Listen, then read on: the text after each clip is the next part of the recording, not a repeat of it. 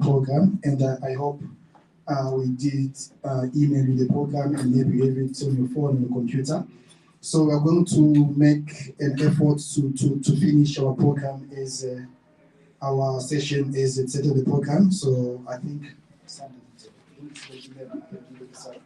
Thank you. so we'll do our best to finish at 12 as mentioned in the program.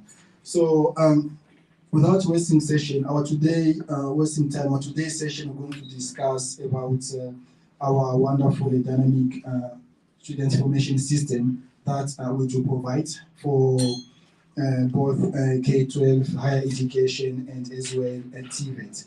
So without wasting our time, I'm going to introduce our guest speaker, Michelle, who will come and he has actually expect what can I say, huge experience in higher education, and as well she has time to work with the product from the implementation until the final product. So Michelle, you are more than welcome to come and share with us your experience. Thank you very much.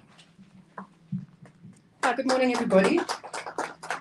My name is Michelle Durand. I'm pleased to be here today to talk to you and share our experience with you. I've been in the education industry for about 28 years. I know I look younger than that. Thank you. Only joking.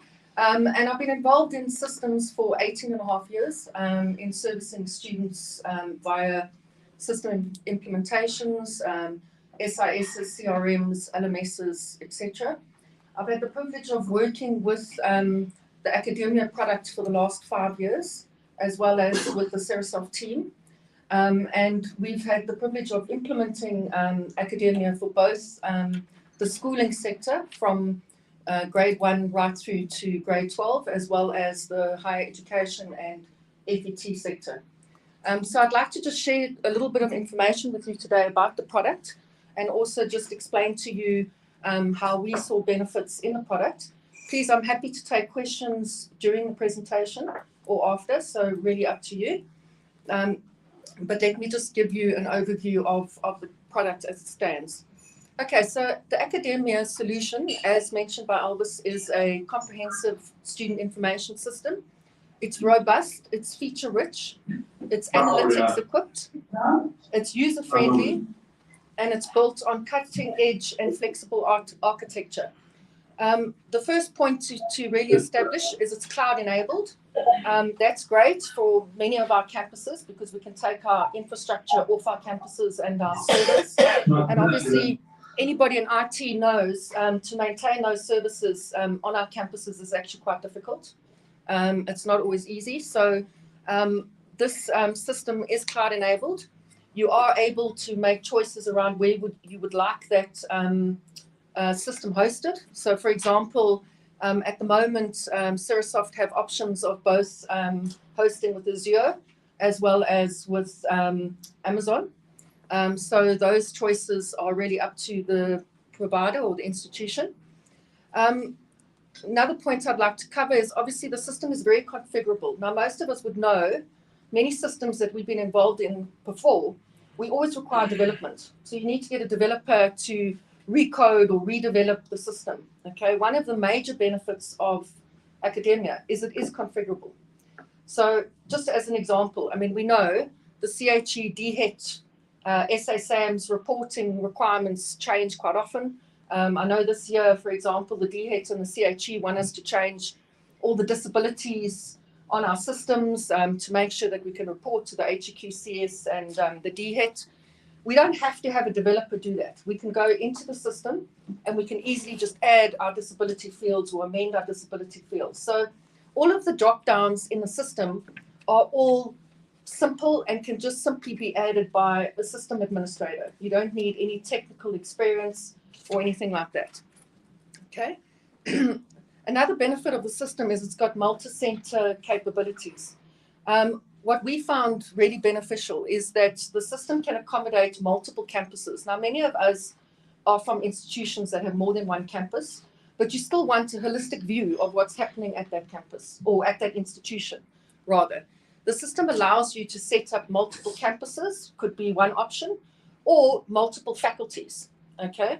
What's beneficial there is that all of those campuses or faculties still maintain their own independence, but you can get holistic reporting around the whole institution. So, for example, on our implementation, we implemented 27 different brands in tertiary, as well as about 40 campuses. So they were all unique in the system, but from an institution level, we could manage the entire student system. Okay. Also, it allows you to do different reporting. So many of us know that some of the challenges we have as institutions is that the requirements for contact students versus distance students can be different. Our regulatory reporting for our HE students and our FE students can also be different.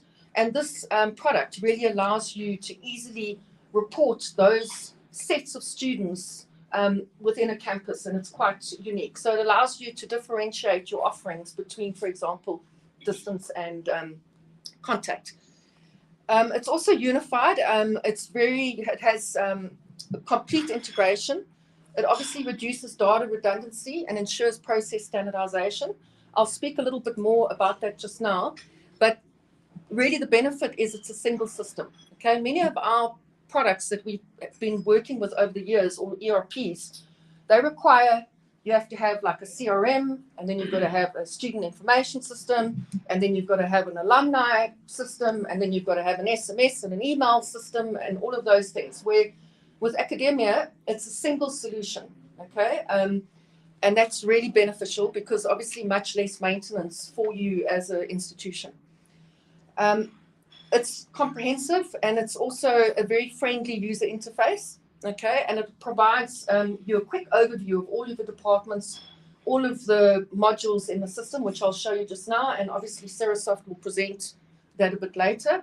And then obviously what's very important in our industry today is the whole system is mobile friendly, okay? It's available via Android and iOS apps, and students and lecturers and parents and teachers can download the app, and they can actually do all of their processes on the app. So they don't have to be on a computer or desktop. So for example, a lecturer could quickly capture results or capture attendance in the classroom on the app, or parents, etc., can log into the app. Okay, so just to give you an overview again of the kind of full functionality of the system, it's a full management system. So I'm going to start at the top. You've obviously got your organizational setup. I've mentioned that before. You can set up the system with multiple campuses or multiple faculties. So for example, if you're a university and for you, your organizational structure is very faculty-based, you can then set up the system to be the Faculty of Humanities, the Faculty of Arts, the Faculty of Business, for example. Or if you have multiple campuses, you can have Campus A, Campus B, Campus C. It's very easy to set up.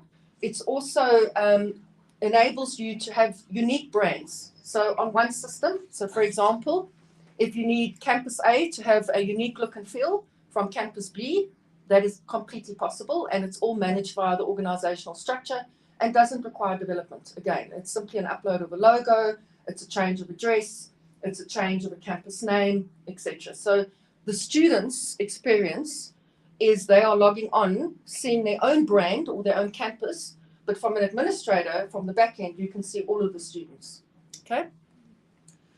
A benefit of this system, which I'll speak to a little bit more later, is you can manage the full life cycle of the student, right from leads or inquiries to campaign management. So you're managing more from a sales and marketing perspective, your campaigns, right through to admissions and then to student. Many of you will know that most ERPs require you to have a CRM equivalent or like a Salesforce equivalent that you need to then apply to your website to get inquiries or to get applications from students. This system starts at that point, which is great. So your sales and marketing teams, I'm using terminology that may be different to yours, but your sales teams who are contacting the student, trying to prompt the student to inquire or to apply to your institution, we're all on the same system. So your administration can see the leads coming through, the applications coming through before you get to admissions, all again on a single system.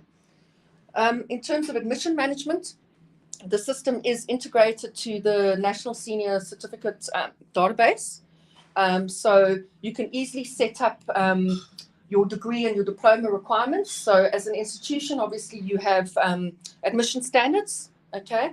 You can set it up at a national senior certificate level. So for example, a student needs entry to a higher certificate or a diploma or a degree. The system will tell you that automatically based on the NSC database. And then you can also add additional admission controls. So for example, you have a bachelor's degree where there's an English requirement for 75%, for example. That also can be put in the system, configured in the system. So then it will show you that that student, when they apply, it'll look at what they scored on the NSC for the actual qualification, for the NSC results, as well as their English, for example, and then say the student meets the requirements into the degree. So it's a really strong admission management control, which in my experience, I have never seen, to be honest, as effective as that, okay? Then obviously the student information cycle starts, and you've got your management of your curriculum, which is obviously your programs and your courses, your degrees, your modules, all of that. And you don't have to manage that outside the system. You can have your faculties manage that in the system, so they can put in their whole curriculum requirements, be it their sort of module purpose or their SAQA IDs or their credits. All of that can be managed completely by the faculty. So if there are any amendments to be made year on year, the faculty can make that amendment on the system in real time, and then that will obviously impact the student life cycle.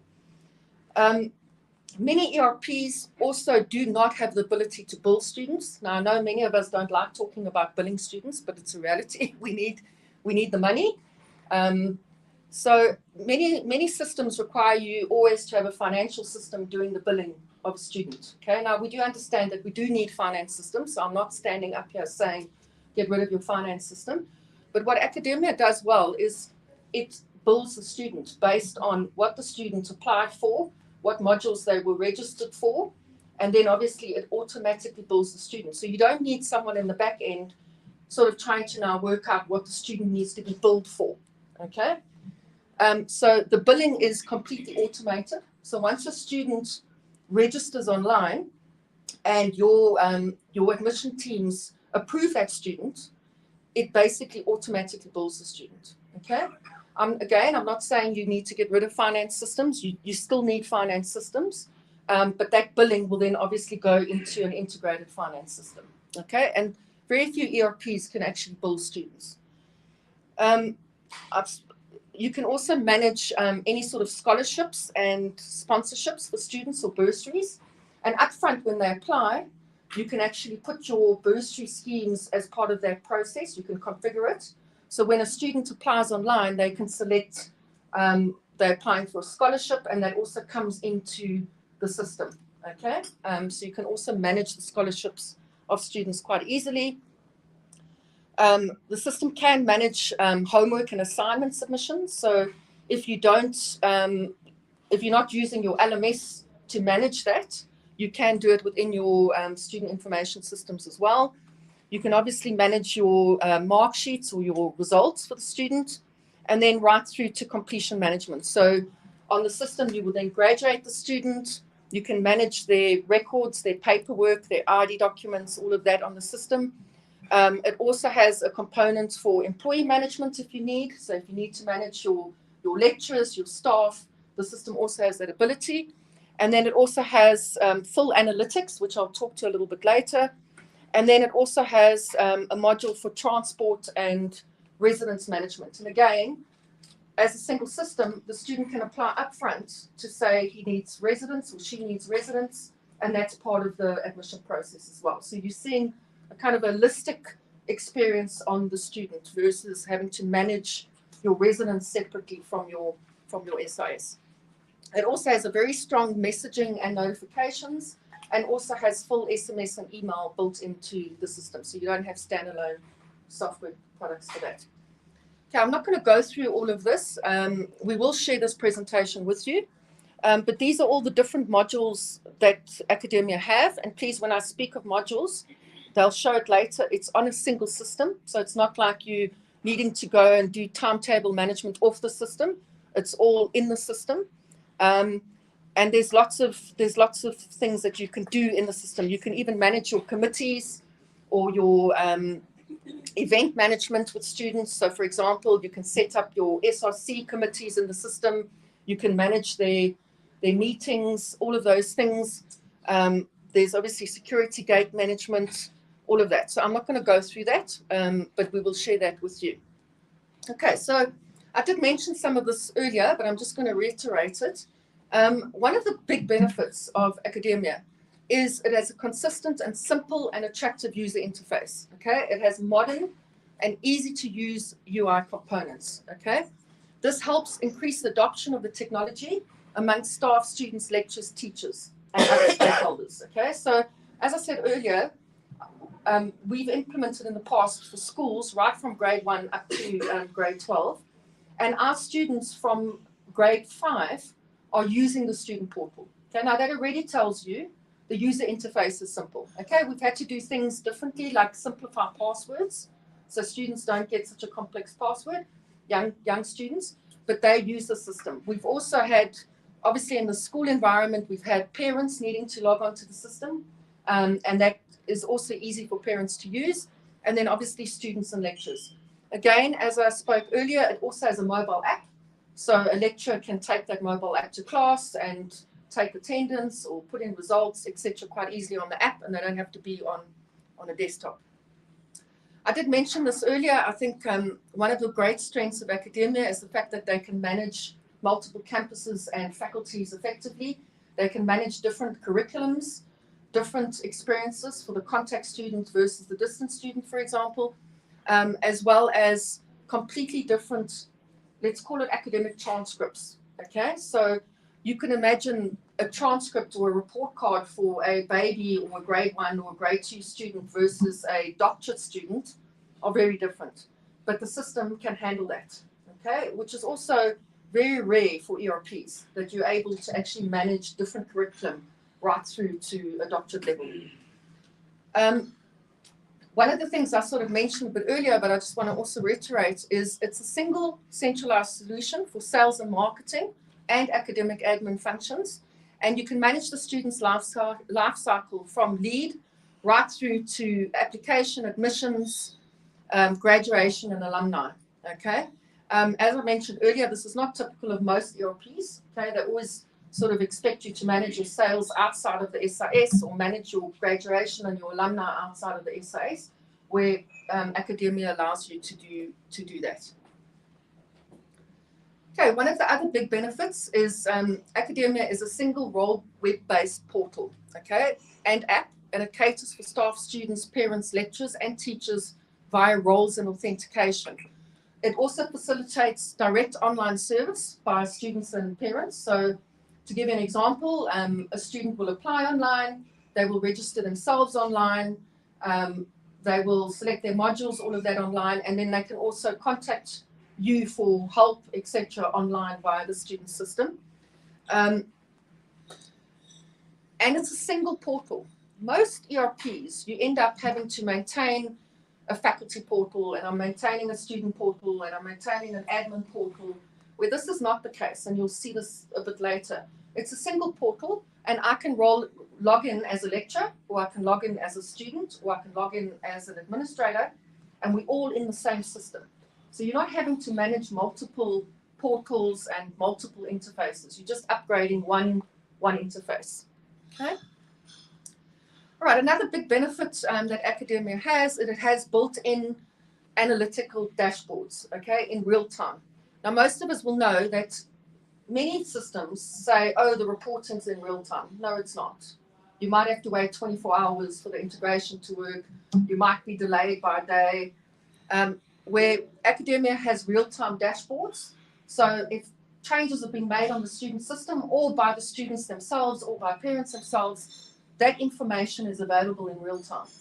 Also, what's great is you can also allow all of your users to have access to those analytical reports. So if you have a CEO or a registrar who needs to see all the admissions coming into the institution, they can have access to those analytical reports and they can be managing those admissions, for example. If you need the finance department to be managing the billing coming into the system, they can also have access to those reports and they can manage that. And again, as I said, all on one system, so you're not having disparities around your data, you know, where somebody's going to say, oh, but the student wasn't billed, and the admission team says, no, but they were. You don't need that anymore because you're all on the same system, seeing the same student in real time. Okay. All right, I did mention earlier that it also has built-in messaging, alerts, SMS and email system. Okay, so it obviously allows everybody to keep in touch with what's going on in the institution. It also strengthens your communication and your service to students, as well as your institution and your lecturers. And again, as I mentioned, many other ERPs require you to run different SMSs and email systems. I think the last point I just want to make is that I know people, we always worry about the money, and I think it's always difficult for people like us in our positions to try and ask our stakeholders to help give us money to buy new SISs. However, Cerasoft does provide a very cost-effective licensing model. Okay, they provide great software support and project implementation. They have significant experience in the industry, and my experience with them has been really that they are a fantastic partner. They hold your hand right through the implementation. They hold your hand through the business process scoping, to understand your requirements, through your data migration, through all of those things that people find quite difficult in implementations. Cerasoft really have been an incredible partner on those implementations. Okay, I'm not going to speak to the user interface. Cerasoft will share this with you just now, but just to give you an example, I mean, you've got very simple grid presentation for your users. You can always export those to Excel or to PDF. So if you need to give somebody information about a student, you can always export that quite easily. You'll see the analytics is all built in.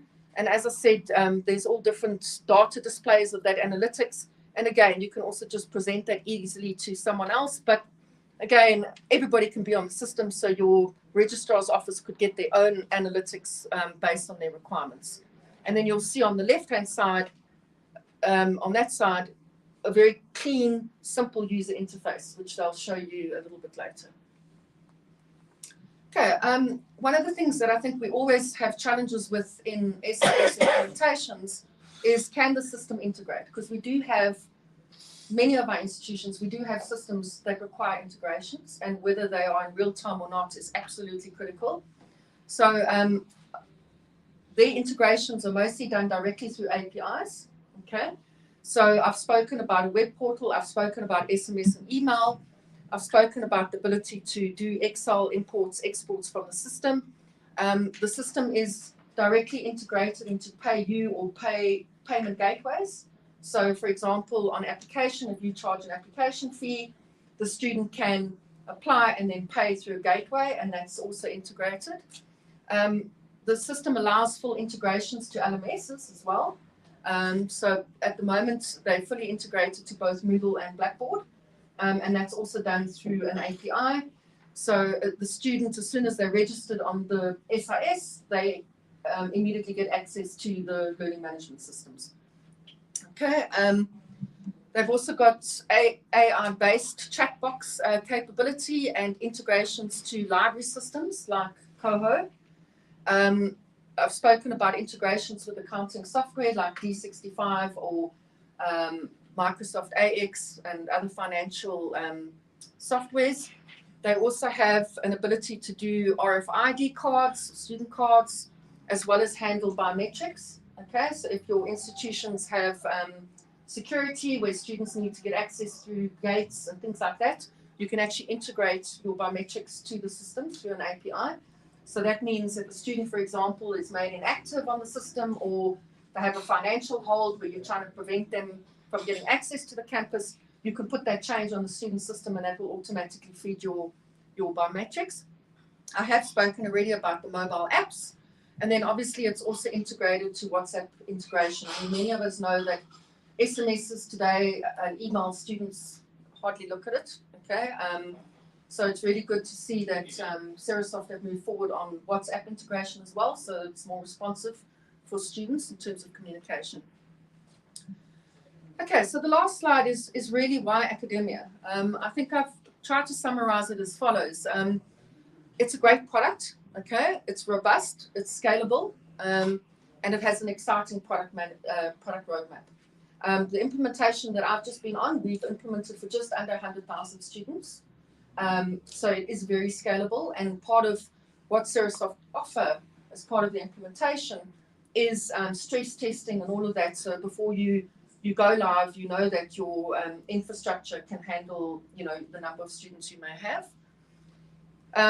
Process, they have, again, amazing implementation and post-sale support. So they don't just implement and then leave you alone. There's a 24-hour help desk support where if you've got any issues or concerns, you can raise on the help desk and get their support. What we chose to do, which I think many institutions do, is you obviously do the frontline support of your students because you know who they are, and then obviously you escalate where you need to. I think key for the Serasoft team is their people. They're incredibly dynamic, they're internationally educated, they're globally exposed, and they drive a quality team. I think Arpit will speak to that a bit later today, but they are in a number of institutions around the world, and you know, they continue to grow, and they really stay on the edge of the product roadmap and technology. At the moment, I think their performance is telling. They have 320 customers globally. I think at the moment they have about, now stand to be corrected, about 700,000 learners on the SIS. So really have proven that they can deliver. And then last, I said the price, you know, they are reasonable in terms of pricing. The other ERPs are much more expensive, and they really provide not only licensing but a full service implementation, which many other providers don't do. They sort of go hands off as soon as you buy the product. Okay. All right, I think that's my summary. I don't want to do PowerPoint overload, or you just hear me drone on and on. So please, if there's any questions anybody would like to ask, I'm more than happy to take them and advise or help in any way. Sure. Go ahead. Oh, okay, sorry. Go ahead. Oh, you're doing the mic, sorry. Okay, good morning. My name is Imran Khan. I'm the CIO for Salt Lake University. Just in terms of your hosting platforms and in terms of the architecture, is that a federated architecture, or in terms of the data for each university, is that separated? So what we did is we separated our data between our schools division and our higher education for a reason, okay? But it still remained on one system. So you can do both. You can federate the data, or you can keep it as all unified. So it's really your decision. Okay, so in terms of then access to the data, I think the biggest challenge now is the cybersecurity issues we're facing. Correct, and Papaya and all of that. Exactly. Yep. So have you guys thought about it, and what's your model? We definitely have complied with all the Papaya requirements. Obviously, we are very careful around the student data that's exposed. Things like the personal information we try not to expose. So, for example, a student's national ID or their address, things like that. So we try and keep it unique with student ID, as in not their name and surname and things like that. So we've been careful around that. Obviously, from a sales perspective, so a student first inquires and then they apply. A lot of their personal information comes into the system, but obviously we make sure that our websites are protected and comply with Papaya on that. But then obviously as we start managing the student's life cycle, we are very careful around exposing data, and we, for example, will put data into our LMS that's quite limited, for example, or our library system, very limited, just a student number. So the student system remains the golden record of the student, but we try and limit what goes to other softwares around Papaya. All right, thank you. Thank you very much. Hi, my name is Josiah.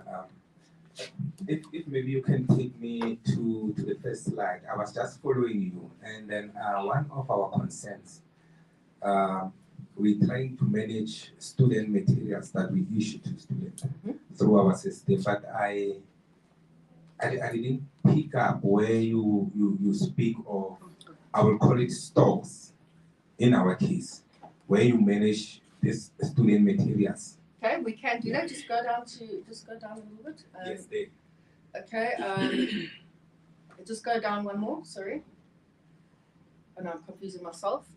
Okay, so exam and mark sheet management, homework and assignment management. So basically you can give a student a manual through the SIS. You can present their assignments through the SIS. So let's say you've got a BCom degree and you've got Accounting 101. Every single student that's in Accounting 101 can get the actual material or the manual, as well as the assignments or test on the SIS. They can also submit their assignment on the SIS as well. Okay, so they can download, let's say, their manuals, download their assignments, and they can also submit their assignments on the SIS. And that can be done at a module level. So it can be distributed for all students in Accounting 101, as an example. And it's very easy. It's literally on the SIS, it's literally you go to that module called Accounting 101, you upload the material, and you then distribute it to the students. And it can also be distributed by date and time. So for example, you know, you do all your prep work in December, January, and you only want the students to see the material on the 1st of March. You can set that and it will automatically become available to the students only on the 1st of March.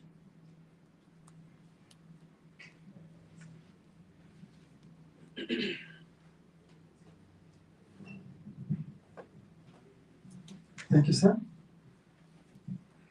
Morning. Morning. Yeah, actually, I want to find out. Well, my name is Mpumelelo.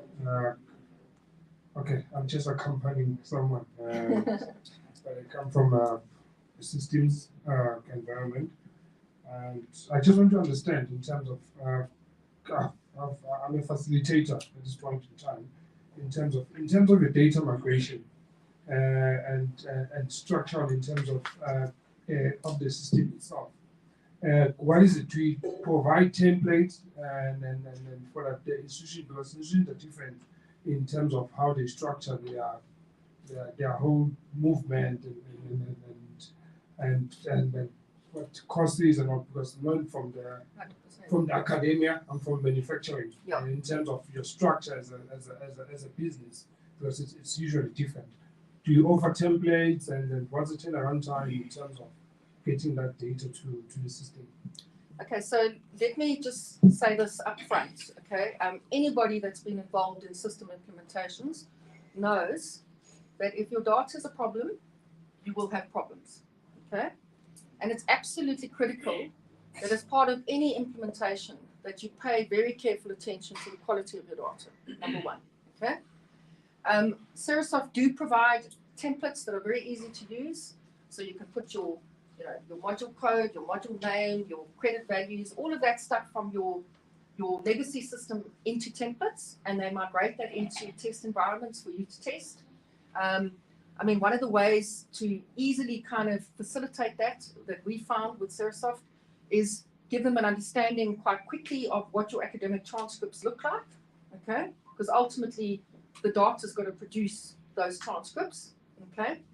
And then they will work with you on a template that works for you in migrating that into a UAT environment. Now, it depends how big you are. It can be done within 2 weeks, 2-3 weeks, okay? I mean, obviously, we were quite different. We're a much bigger organization. But it's absolutely important that before you start implementing, that you look carefully at your data from your legacy system and you make sure that data is clean and it's still producing what you need it to do before you start migrating.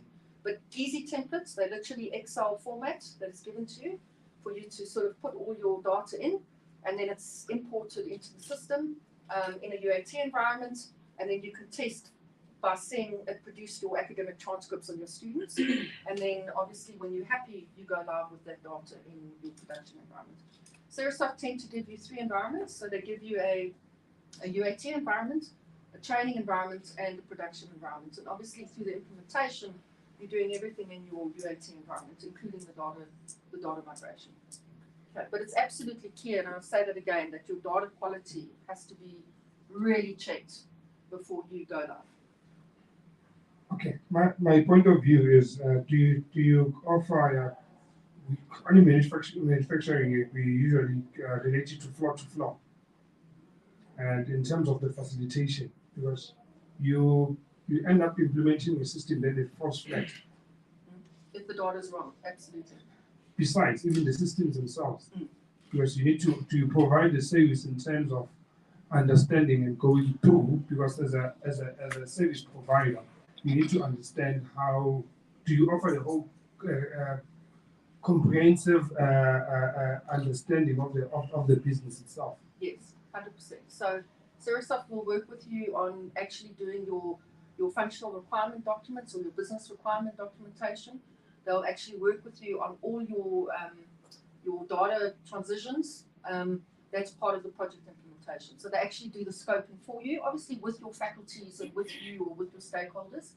But they'll work on all that documentation with you to be signed off, and obviously all the data to be signed off, and that's part of what they offer as part of their project implementation. Okay, thank you. Thank you. I think I'm killing into your time, hey? No, that's fine. Okay. Good morning. My name is Connie, and I come from the academic background. So you said that with the system, you are able to upload the material for the students, and they are able to download and upload their assignments. Correct. Does it also offer the marking tool? So for me as a lecturer, for instance, after the assignment has been uploaded, am I able to mark on the system, or do I have to maybe download it and store it somewhere and then mark and then come back and upload them? You can mark it on the system, okay, but what it doesn't have is a built-in plagiarism tool, okay? So what we tend to do is we'll distribute the assignments and the manuals via the SAS, okay? But the marking and the plagiarism checks normally happen in our LMS, okay? Because the LMSs normally handle the big plagiarism checks. So it depends on your institution. I mean, I don't know if you have many cheating students, but we all know students, especially with AI, like to occasionally cheat. Yeah. And you said it incorporates both Moodle and Blackboard. Yes. So Blackboard does have a plagiarism. So if I don't know, if maybe Blackboard handles that, and then by the time the students upload the assignment, then it has gone through that plagiarism. Correct. So what Cerasoft offers is a full integration to Blackboard or Moodle. So what you can do is you can have your assignments and your manuals distributed either by the SAS or by the LMS. It's up to you. Okay. You can have the marking and the plagiarism take place in the LMS. But once those marks are completed on the LMS, they can be integrated back to the SAS. So you don't have to do double marking. You know, the results can be implemented back to the SAS. Okay. I'll come to you. I just want to add, when it comes to integration, it's not only a Blackboard and Moodle. Currently now we can integrate with the D12, right? And as well we can integrate with Sakai. So we keep on improving. I just want to add that one. Oh, that's good to know. Thanks.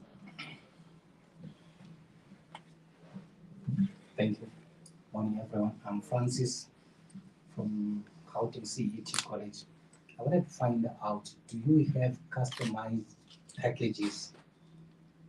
Because I'm coming from a sector which is so new, though old, but with some complications and some unique challenges, where you can start from the basics. The Gauteng CET College, it caters for the previously disadvantaged communities, where work might be complicated to be reached at a particular time, but they all need to be reviewed. So do you have customized packages and trainings?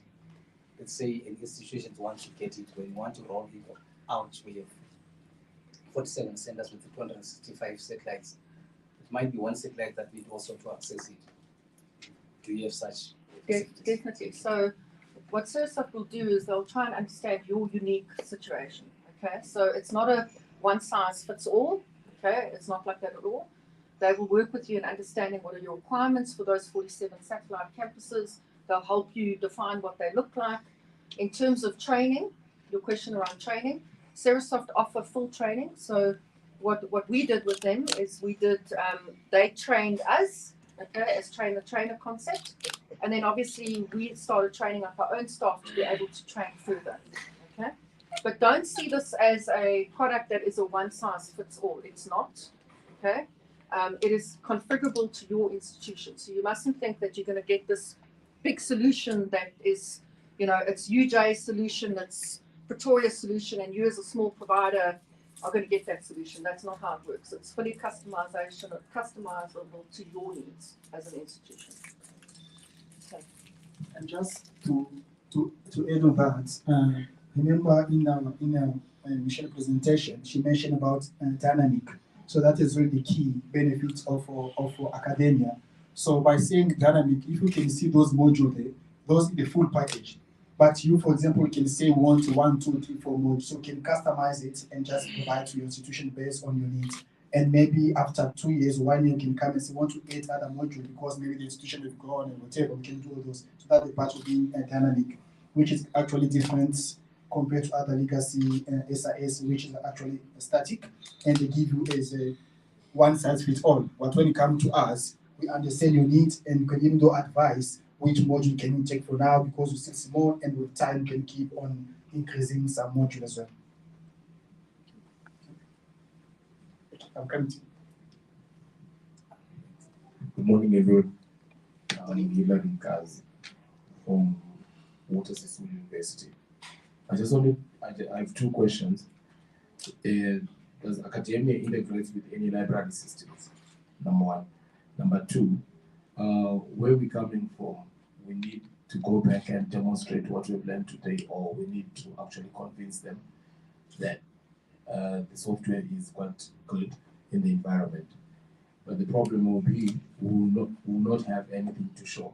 So do you have like a 30-day trial software as a service, or you need actually full implementation of the system? Thank you. I think you must answer the second question. I'll answer the first. Okay, so in terms of library systems, I mean, there is one system that we're really integrated to called Kuno, which I mentioned before. However, we had a standalone library system that was our own choice, and all we did again was use their APIs. So we could send the student information directly to the library system in real time. Okay, again, everything's managed in the SIS. So if you make the student inactive in the SIS, or you put a financial hold on the student in the SIS, they will then lose access to the library system. But it's easily done. It's just through an API, and it's just the information is being sent from the SIS to the library system. And I mean, most library systems are similar. I mean, you need basic student information, name, surname, student number, their program, their modules, all of that can be sent directly. So fully capable integrations into the library system. Okay, the second question about the trial, it depends with the conversation that we have. So normally we do it on an individual case. So because remember our the SIS is actually cloud-based, so there are certain costs which will be involved when we give a trial. So what happens normally after during our conversation, maybe we can try to understand the commitment of the institution, and based on that we can say, okay, for you maybe to understand and to be confident that the system can do 1, 2, 3, we can give you a trial. So it depends on how far we go. So that one can be maybe during the meeting conversation, then we can decide it's okay. Let's give them maybe a month, 2 months. Sometimes we can go to 6 months for you to be able to explore, to analyze, and to make informed decision. Yes, we do provide, but I can't say to everyone. It depends on how far we go with the conversation. Because you can have certain people, they say, give us a trial, give them a trial, and after that they disappear, they never come back to you. So it depends on as well commitment from your side, and commitment from our side, then we can provide those kind of trial for you to be able to test the system and see what it provides. And also to add to that, what we can do is like a proof of concept. So for example, and we wouldn't take all your data, but let's say you said you wanted us to at least put 3 degrees in the system, okay, and produce the system to you so that you could then see how it functions. That could be done, but obviously we wouldn't go and migrate all your data. We would put a sample set, and that's how we've done it before. Sample set of students, put them in the system so you can actually see how the system works with your students. That can be done. Okay. Because it doesn't help getting a test environment that's got no data in it. That's not real to you anyway. Because many providers just provide you test software, but without your data, you can't actually see what's happening to your students. Sure. Last question. Thank you. Morning. My name is Olet. I'm from Namco, Namibia. Part of my question was on the library, but there is another part, which is the bookshop. Is your answer to the library part also applicable to the bookshop? It's the same concept. So what we did, we have a bookstore called Wise Books, okay, that sell as textbooks for our students, okay. And basically we did the same integration. So very similar to what I mentioned around the library, you can use the API to feed your textbook provider, and then your textbook provider will then obviously sell to your students. But again, as I said earlier, with Papaya, we send our textbook provider only limited information like a student number and their address, their physical address, so that the textbook can be delivered. But personal information, we kind of try and protect. But the same API functionality can be used for that. Okay. The weight dynamic limits my questions, but she asked about the marking of the system. Is moderation also covered in the system? Moderation of results, absolutely. So they have a very strong results management module, okay, where you can do moderation, so negative and positive moderation on the system, and you can always keep the student's original mark, show their moderated mark. So all of that is available, and full audits on the results, so that students' results can't ever be kind of negatively manipulated without it being transparent. All right. Our core business is mainly secondary education. Now, I saw that the system covers from primary school up to FT. You explained on the stores how you go about it. How do you handle secondary education, whereby you have head counts, but then students are applying for different subjects? Okay, so the system allows you, so let's talk secondary quickly. The system allows you to obviously apply for a grade. Okay, so you're going to be applying for maybe grade 5, grade 6, grade 7, grade 8, grade 9, grade 10. So instead of a degree, you will have the grades, and then you'll have obviously the subjects linked to those grades. So students can also select their own subjects related to that grade. So similar in tertiary, we'll have a student going online and saying, I want to do a BCom and I'm selecting all of these modules, I'm doing these as electives. Similar functionality exists for secondary. So a student will select, or a parent on behalf of the student will select the grade and then select the student's subjects that they'd like to do. So very similar, and then the same applies to a payment gateway. I think the only big difference between secondary and tertiary is that a parent portal exists for secondary. Obviously in tertiary, because students are mostly 18, Papaya prevents us from giving access to parents, but in a school environment, the parent portal becomes important because the parent is responsible for the registration of the student and not the student themselves. Sorry, I just want to clarify one aspect. Okay. Look, I note you mentioned the academia ERP. Mhm. So I just want to be very certain. Yep. Will this replace a ERP system end to end? Yes. Or will it augment or coexist? Okay, look, it is a full sales and marketing system right up to graduation. Okay. Obviously, an SIS, and I mean, many people argue about this. An SIS is not an LMS. Okay, so people like to say, "Oh, can an SIS replace an LMS?" I don't believe it can. An LMS is a separate, needed teaching and learning platform for your lecturer and your student. Okay, so it's your. Am I? No, the mic. Okay. So it's a core ERP in the sense that it can do your student life cycle from sales right through graduation. It can manage your student billing. But as I said earlier, I'm not standing here saying it replaces your finance solution, because obviously we still need the finance people to use things like D65. I'm not saying it's going to replace your LMS because I believe an LMS is a separate type of system. Again, a library system, it's not replacing your library system. What's it doing? It's your core ERP or your core machine that's feeding those different systems, the students' information in real time. I mean, in summary. Okay, perhaps we can take this offline, because I'm just thinking from an integration point of view. If that's what you're mentioning now, it's going to need APIs between the various systems. And they offer full APIs and all of that. Right? Yeah. Are we going to get into a situation where you're typically going to get years down the line, point-to-point, architecture, versus having an enterprise service bus or integration platform as a service? I think I need I'd like to detail that discussion. And I think I'm not the person to answer it. I Yeah. think that I'd need to get Sid or Opit or one of the technical guys to answer that, because it's really not We my. see that the second part where our technical team are going to do a demo and they're going to speak about integration. Maybe we're going to wind down begin answering that question. On Okay. integration. And or Sid will answer that question. I can't answer it, sorry. And I just want to add on what Michelle said, and especially on the question of Albert. So, academia, I can say we have, can I call it two SIs, if I can call it.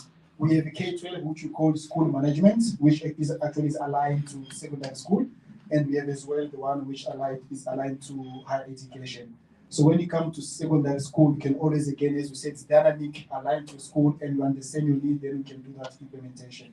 So the one from school, we call it school management system. And the one for higher education, we call it student information system. Just to add that part in. I think I have taken up a lot of your time. And it's fine. We still have a discussion part, okay? Right. I think Saz is telling me, Elvis, you are. Apologies for asking again. I want to ask the difficult question here. How much does this cost? We said it cost effective.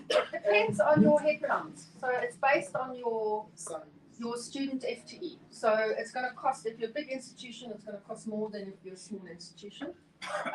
So generally it is based on software as a license, so it's based on student headcount, not staff headcount. So it doesn't matter how many staff are using the system or parents, but your actual student headcount.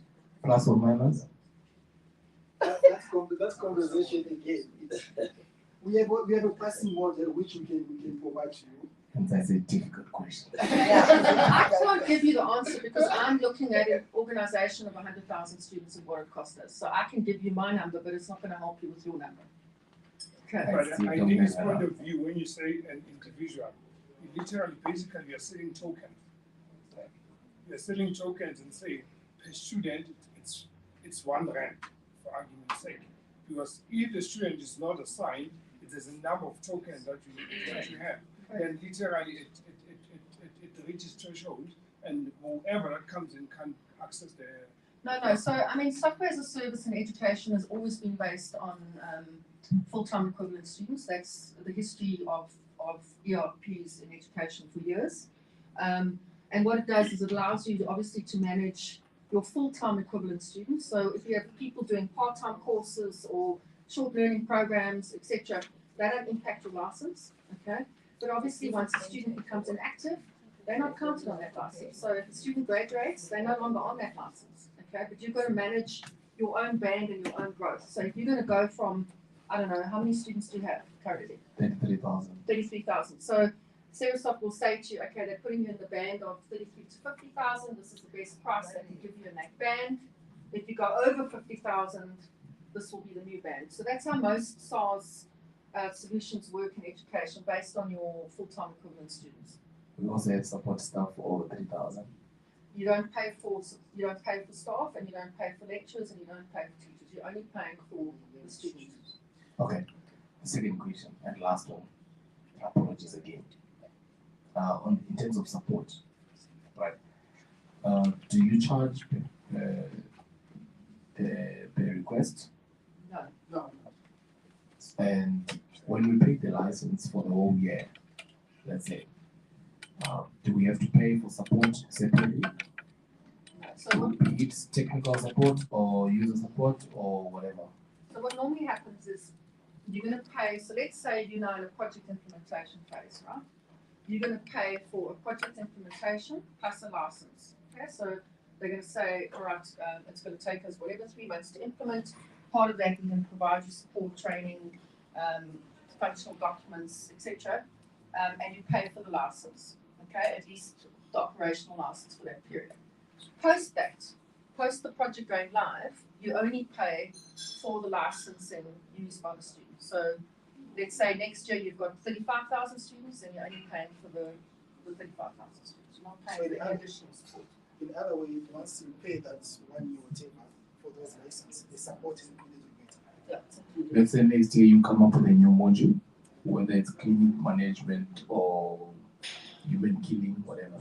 The modules are not separately costed. So the modules, all those modules that you saw, if you started with 2 and then later you decide to do all of them, they're not It's the same separately, it's the same license. Perfect. Thank you very much. Sazi, you want to take a break? Or I think let everyone get some coffee. And take a coffee, then we'll come and start with the discussion panel. We are going to again get some questions from you guys. Thank you very much. Let's have a 5-minute break and come back again. Thanks. Thank you very much. Thanks, everybody.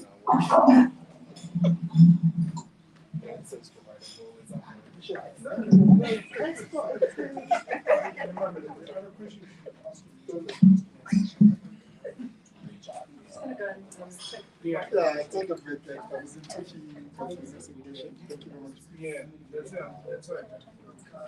I mean, in terms of Yeah, 20.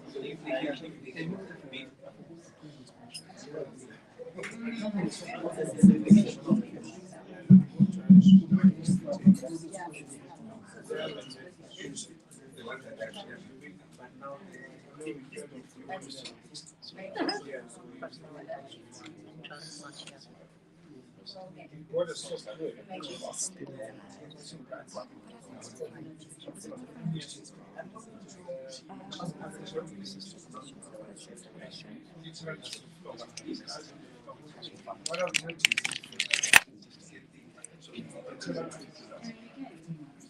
Guy who configured stuff, he disappointed.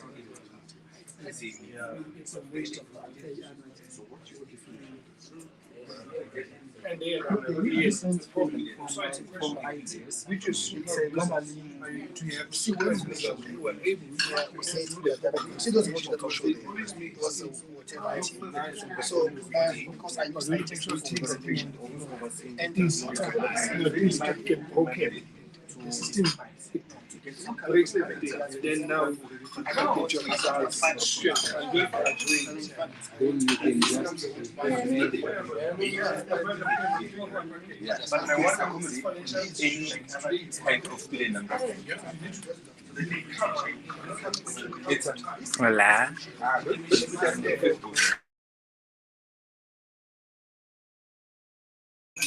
Yeah, similar to Perfect.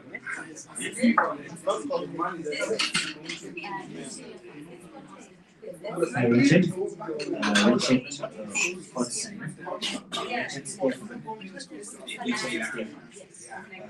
just say something for us, just so we can hear and receive something? Yeah. No, thank you, Mr. Richard. Thank you for that. Right, can you just please try and put your camera on just for a moment, just to see if we can see you in the room? I don't want to be seen. No, you just, it's just a quick test and then you can switch it off. Yes, so just, yeah, they just. No. Yeah, no, thank you, sir. Yeah, we can see you. All right. Welcome. You want me to leave the camera on or I should switch it off? Yeah, no, you can switch it off while the test is done.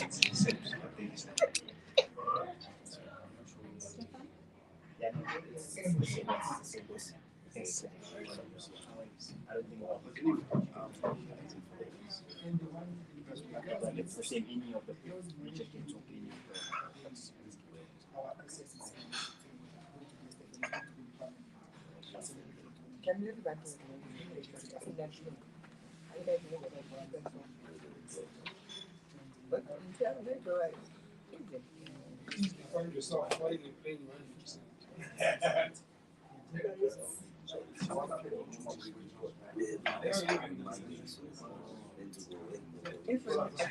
it. No,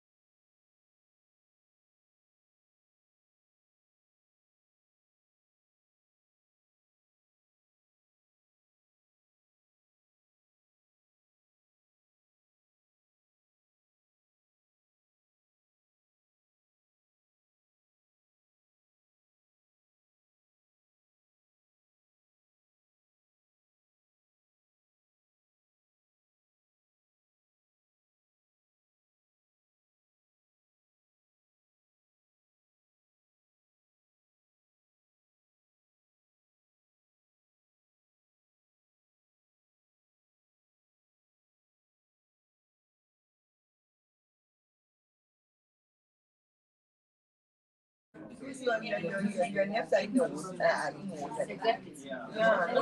They reckon if you're ever feeling stressed, the best thing to do is to drink water.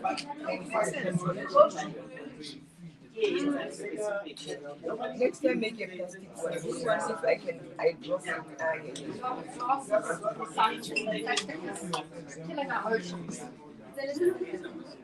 I do the second. I don't drop any plastic.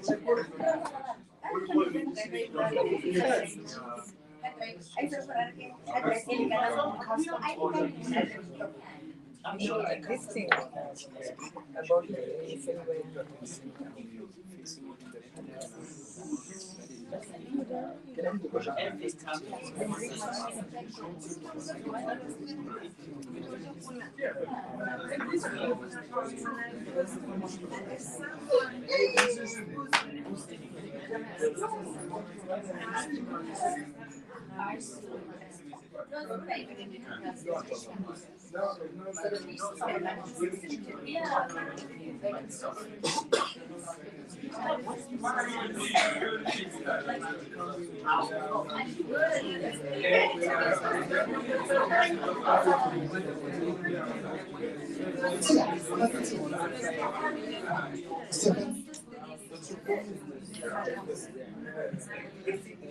Hi, Stefan, can you hear me?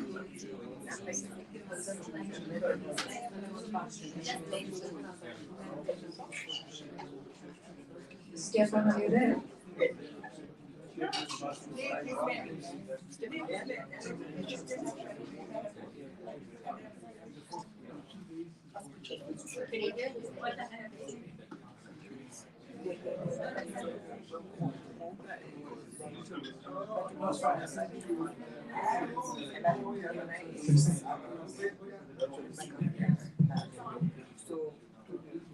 Colleagues, we are back. We are moving to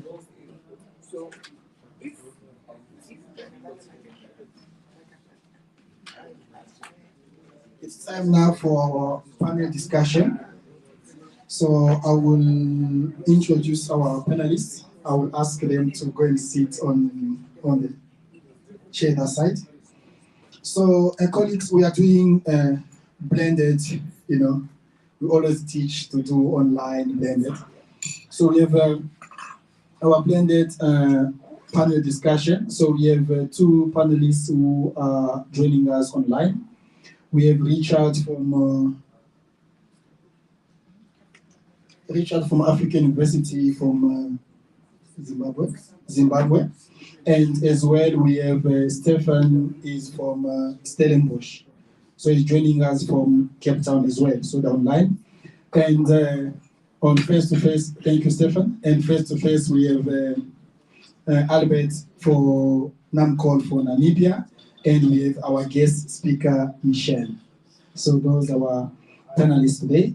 And as well, we are going to discuss, and I would prefer as well to be involved so that we can get your input and try to see how we can meet and try to solve a certain issue that we are facing at school level or higher education level. So, colleagues, I have a few questions that you are going to debate. So, I don't know if I can start with Albert or anyone, or Albert. So, and as well, you can be able to ask your question or answer just to be a part of the discussion.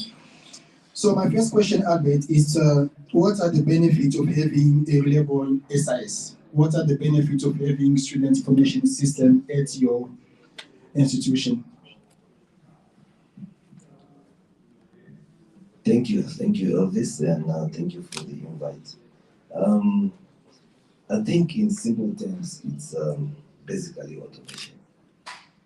Because when you have an automated system, you are talking of having an automated business that responds to your needs, the applications, for example, the admissions, the registration process, the assessment, up to the end phase, which is the graduation. So it if it is automated, then you are assured that you have an effective student information and record keeping.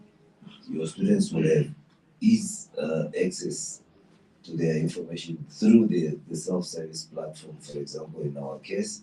Then, as mentioned earlier in our engagement, there will also be tutor and student administration, where tutors will mark or will be able to mark and be able to post the marks on the platform.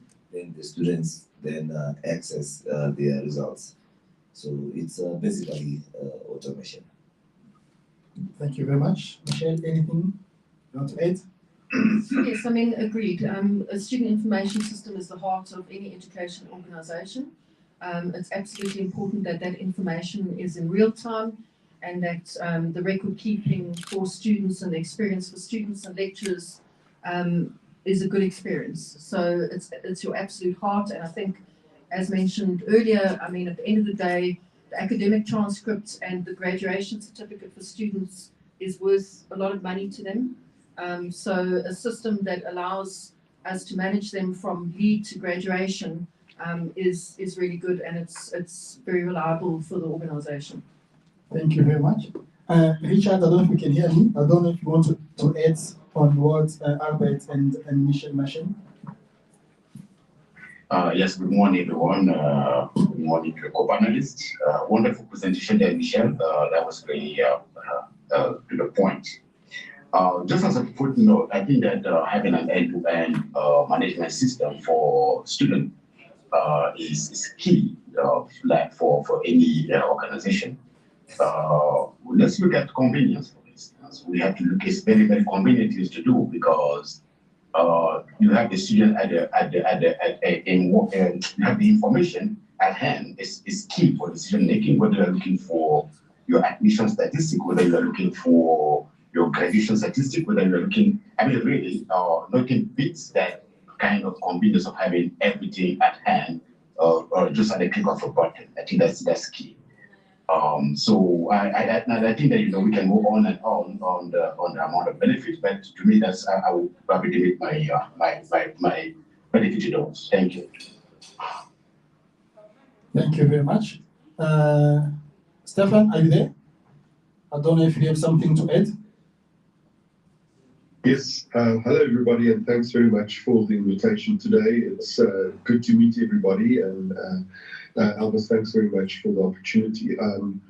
I think I'm more focused on the implementation side, and there was a question around whether Assist could be described as an ERP system, and certainly very much so.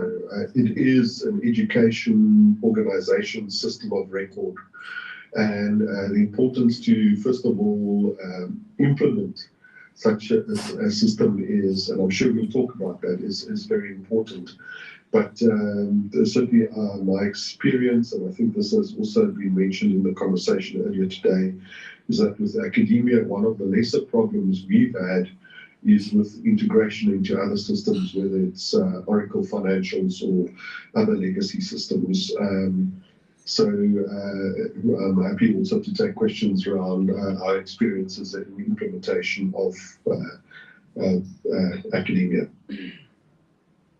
Thank you very much. So I don't know if there's any question from the participants, any question or any contribution regarding the benefits of having student information system, even though maybe from the school we don't have it yet, or maybe if we are using any legacy SIS, what do you think SIS can bring as an advantage to your school or your institution?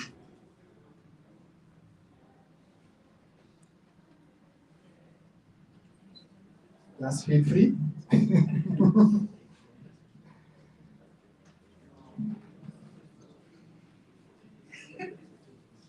I choose? Yes, ma'am. Thank you, ma'am.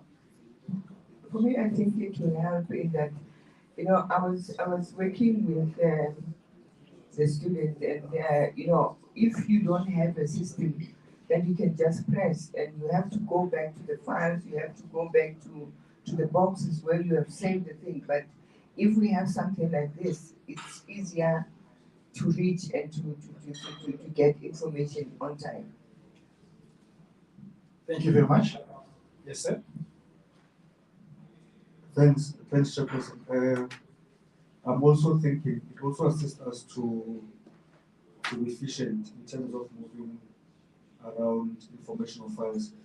For example, if I have to mark and I have to submit the script to an external examiner who's at a different institution, so it becomes easy for me to share the file with that particular person virtually, instead of or giving them logins to access our system and moderate, do the moderation, whatever.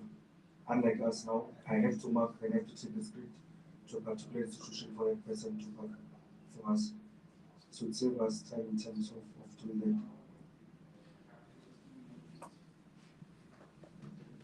Thank you a lot. Thank you very much. So I think all of us we do understand that it's really a need and it's beneficial to have a dynamic SIS at our institution.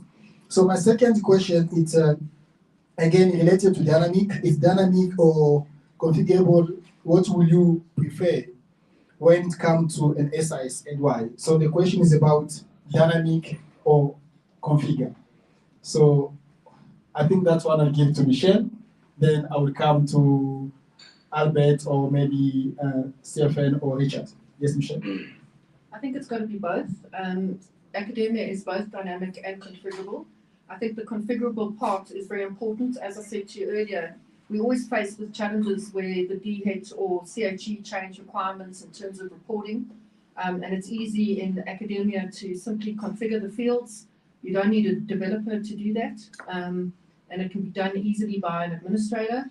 And I also think dynamic is important because we need the SIS to stay at the edge of technology and to make sure that their roadmap is always progressing. And I think academia have proven that time and time again, where they're remaining at the edge of IT technology. So I think both, in my opinion. Thank you very much. I know Stephen is waiting for that because I know you love when you come to integration or configure. Okay, Stephen, what do you think? Yeah, I agree with Michelle. One needs to realize that academia is a highly customizable technology platform. I think that's the first thing. And because it is highly customizable, whichever institution you are, you need to be very clear about what your business processes aim to achieve. So before you go and customize and implement academia, there needs to be crystal clear view of your business processes and the process outcomes you seek to achieve. I think that is a vital important cog in the successful implementation of academia. And obviously that would also then address matters like automation, workflow, etc., which is certainly high on the agenda at the university at Stellenbosch, is that we would like to reduce, let's call it the operational time that people spend on tasks to increase people's discretionary time. And if we can increase discretionary time, we create the opportunity for people to spend more time dealing with the customers, first of all, but also accessing, understanding, and making decisions. So based on the information that the system provides. So certainly both automation and automation of workflow is very important. And academia speaks to that ability to do that more often. But then also because it is a highly customizable solution, you can tailor make to your requirements a system that will achieve the process outcomes. But before you can do that, and I cannot reiterate this enough, and I think it was a key learning for us, is that you need to be very, very clear on what the business processes are to achieve your specific process outcomes before you start customizing academia. Thank you very much, Stefan. So Richard, I don't know if you want to add something. No, I couldn't agree more with Stefan there because, you know, we have to go through the same process. And just like Michelle was saying, dynamic, yes. Customizable, yes, because the academic environment or the business is a dynamic environment as well. You know, program changes every day. Some of the business will change every day. So technically, you cannot have everything cast in stone or hard coded somewhere that, you know, requires a lot of work to do the changes. And I think that academia stands out because they have managed to compatibilize most of those business processes, whether it's admission, whether it's whatever. I mean, really, what we have done, for instance, is to create roles for different people at the university, and that allows people to work independently, whether it is the admission office, whether it's the dean's office. Really, you know, you have that central platform that allows people to work in real time on the real student data. So yeah, it's going to be dynamic. It's going to be customizable. There's absolutely no doubt about that. Does academia has covered both possibilities? Thank you. Okay, thank you very much. Albert, do you have something to add? Or we can... I think I'll just agree. With our experience, I will also agree that a bit of a mixed solution will do. Because number one, as an institution, we also want to have ownership, which comes with the configuration. We have to be given that aspect to be able to do or to personalize some certain aspects of the system. But then, yeah, it has to be able to, it should be responsive to the current trends. Thank you very much. Anyone? What do you think from your side? Yes, ma'am.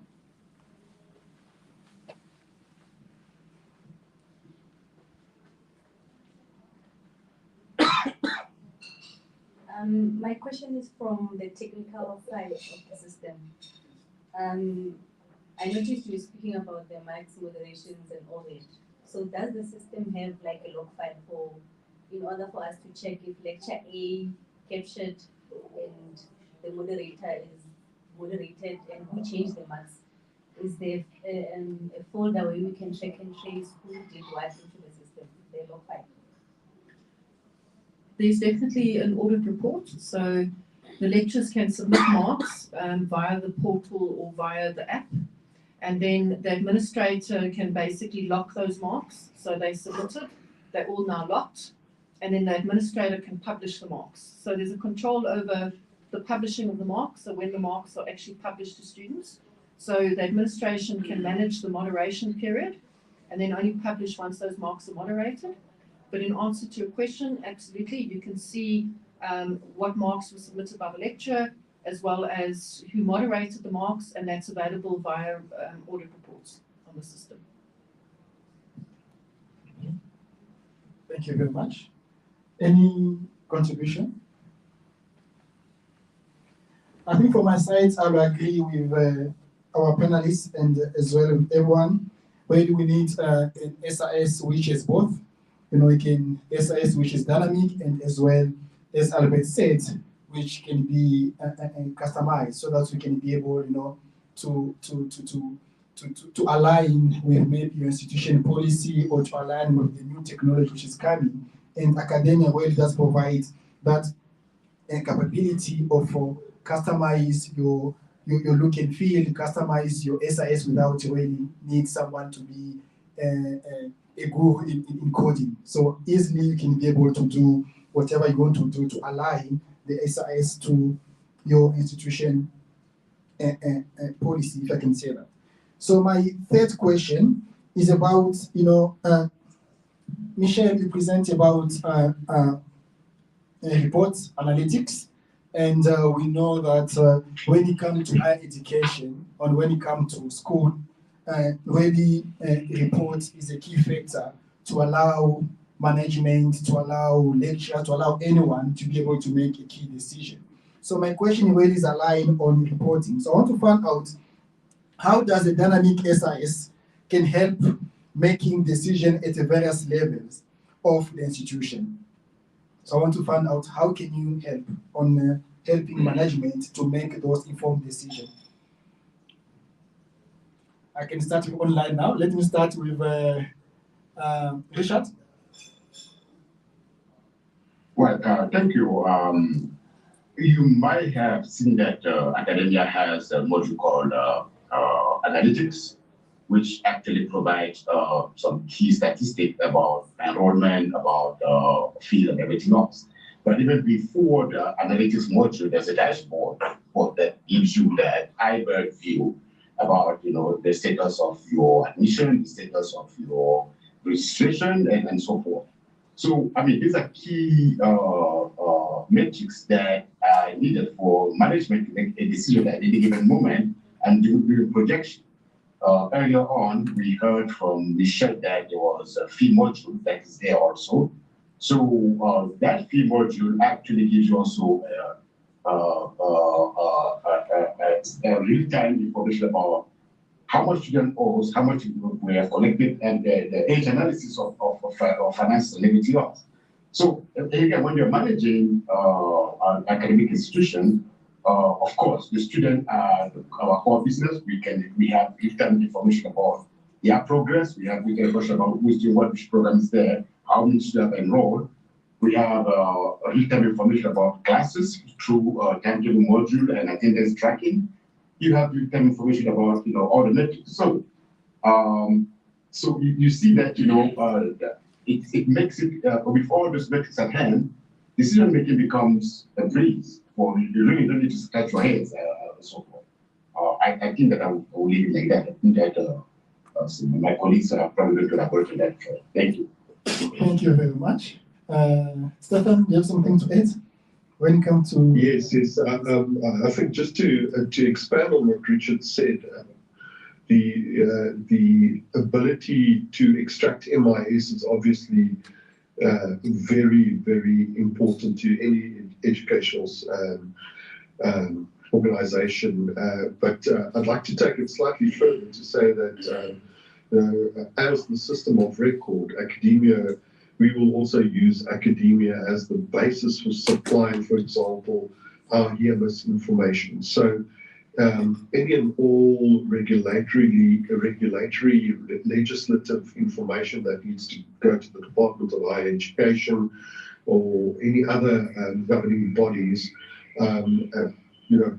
is generated from some student. And once again, from an integration point of view, we have not had a lot of difficulty in integrating into these reporting MIS systems. But it plays a pivotal role, I think, then, to say that as the system of record, academia would be able to provide you for all of that necessary regulatory and legislative reporting that you need to pass on as well. Thank you very much. Michelle, do you want to add? Maybe just to add just further on that, I think one of the things that organisations find frustrating is that the administrators are always picked on for information. So an administrator then gets a call from the Office of the Registrar to say, please provide this report. You get a call from finance, please provide this report. In this scenario, everybody has access to the real-time analytic reporting. So I know that people will celebrate that. You never have to send somebody else another report. They can also get access to the analytics and see everything in real time for themselves at the same time that you're seeing that data. Okay, so I think that's also, as I said, it's also, people authenticate on one single web portal and everything's in real time, and the analytics is also in real time. So that adds real value to the organization. Thank you very much. Albert, on the side? I think it's all covered. Probably what I'll just add on is to say that, yes, it gives decision makers the advantage of key reporting features. If everybody has access, then everybody will have a clear, or they will all be at the same wavelength.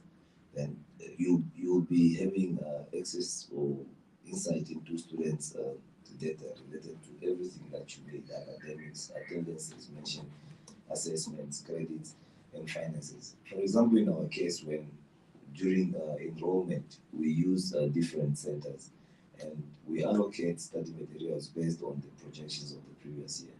So you will be able to know as to, through the system, that this center has now covered our projection and it has run out of material. We need to close that center so that people cannot just continue coming and then claim for the days that they are doing nothing. So you are in control of every aspect of or every element of your process. Thank you very much. And I just want to add as well, or to ask, because I think I heard you mention students attendance, and the share as well mentioned it as well, that academia is able to record the students' attendance. So I want to find out for our guest, when it comes to attendance at university level or school level, how important is to have the students' attendance throughout the year or throughout your subject? Yes, ma'am?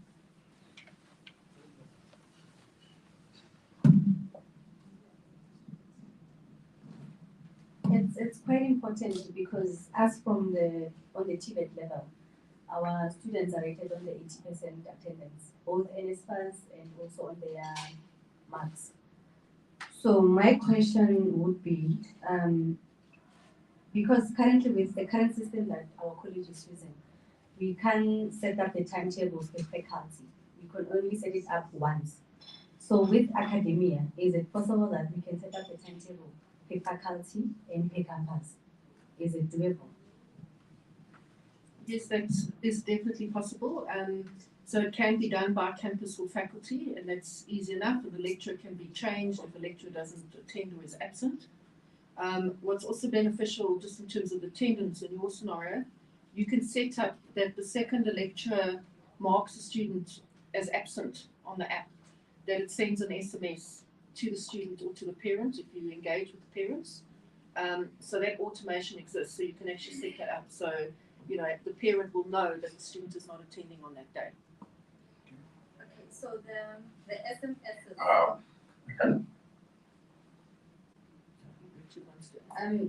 During that presentation, you spoke about the SMS feature. So my question is, with the SMS feature, is it part of the licensing fee or is it a separate fee? The functionality is part of the licensing fee. However, what you will know that in South Africa, we need to pay for SMS credits due to it needs to come through our own network. Okay, so it is integrated, it's available from the system, but you will still pay an amount to your SMS provider for the SMSs sent to students.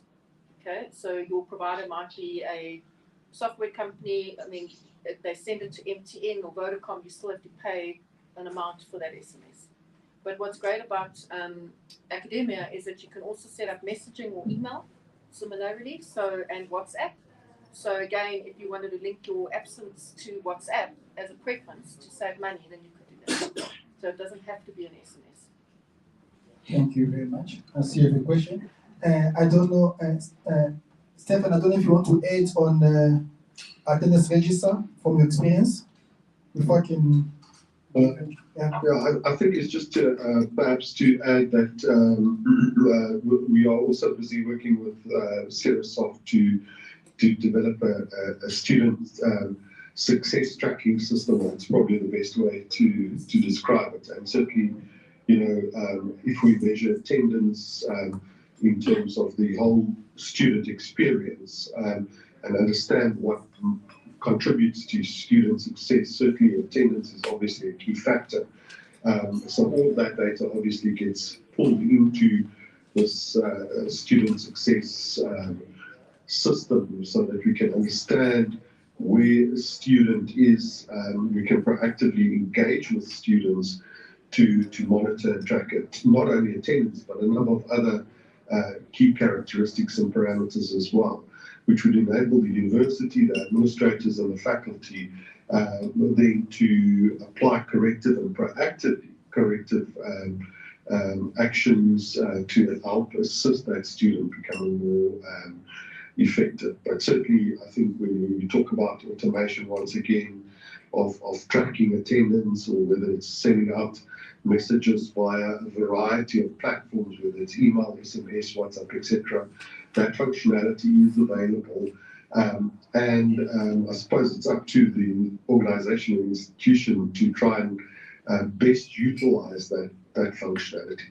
It also suffice to say that it makes, from an administrative point of view, the administrators and the faculty's lives much easier to track and engage where a student is. Thank you very much. May I add a footnote? Yes, Richard, yes. And I think that the question that you asked earlier on was how important it is to track attendance. I have to say that for us, it was one of the unpopular features to roll out. But attendance tracking and management is key, because if your students are not in a classroom, so who are you teaching as a lecturer or so forth? So from a quality perspective, and you become accountable for the how do you call it, the lecturer. You know that you are teaching real people in real time when you do attendance tracking, and that speaks to the quality of education. So I just wanted to bring that in. Thank you. Thank you very much. Second question. Mine goes to Michelle and Stefan. Maybe they can assist.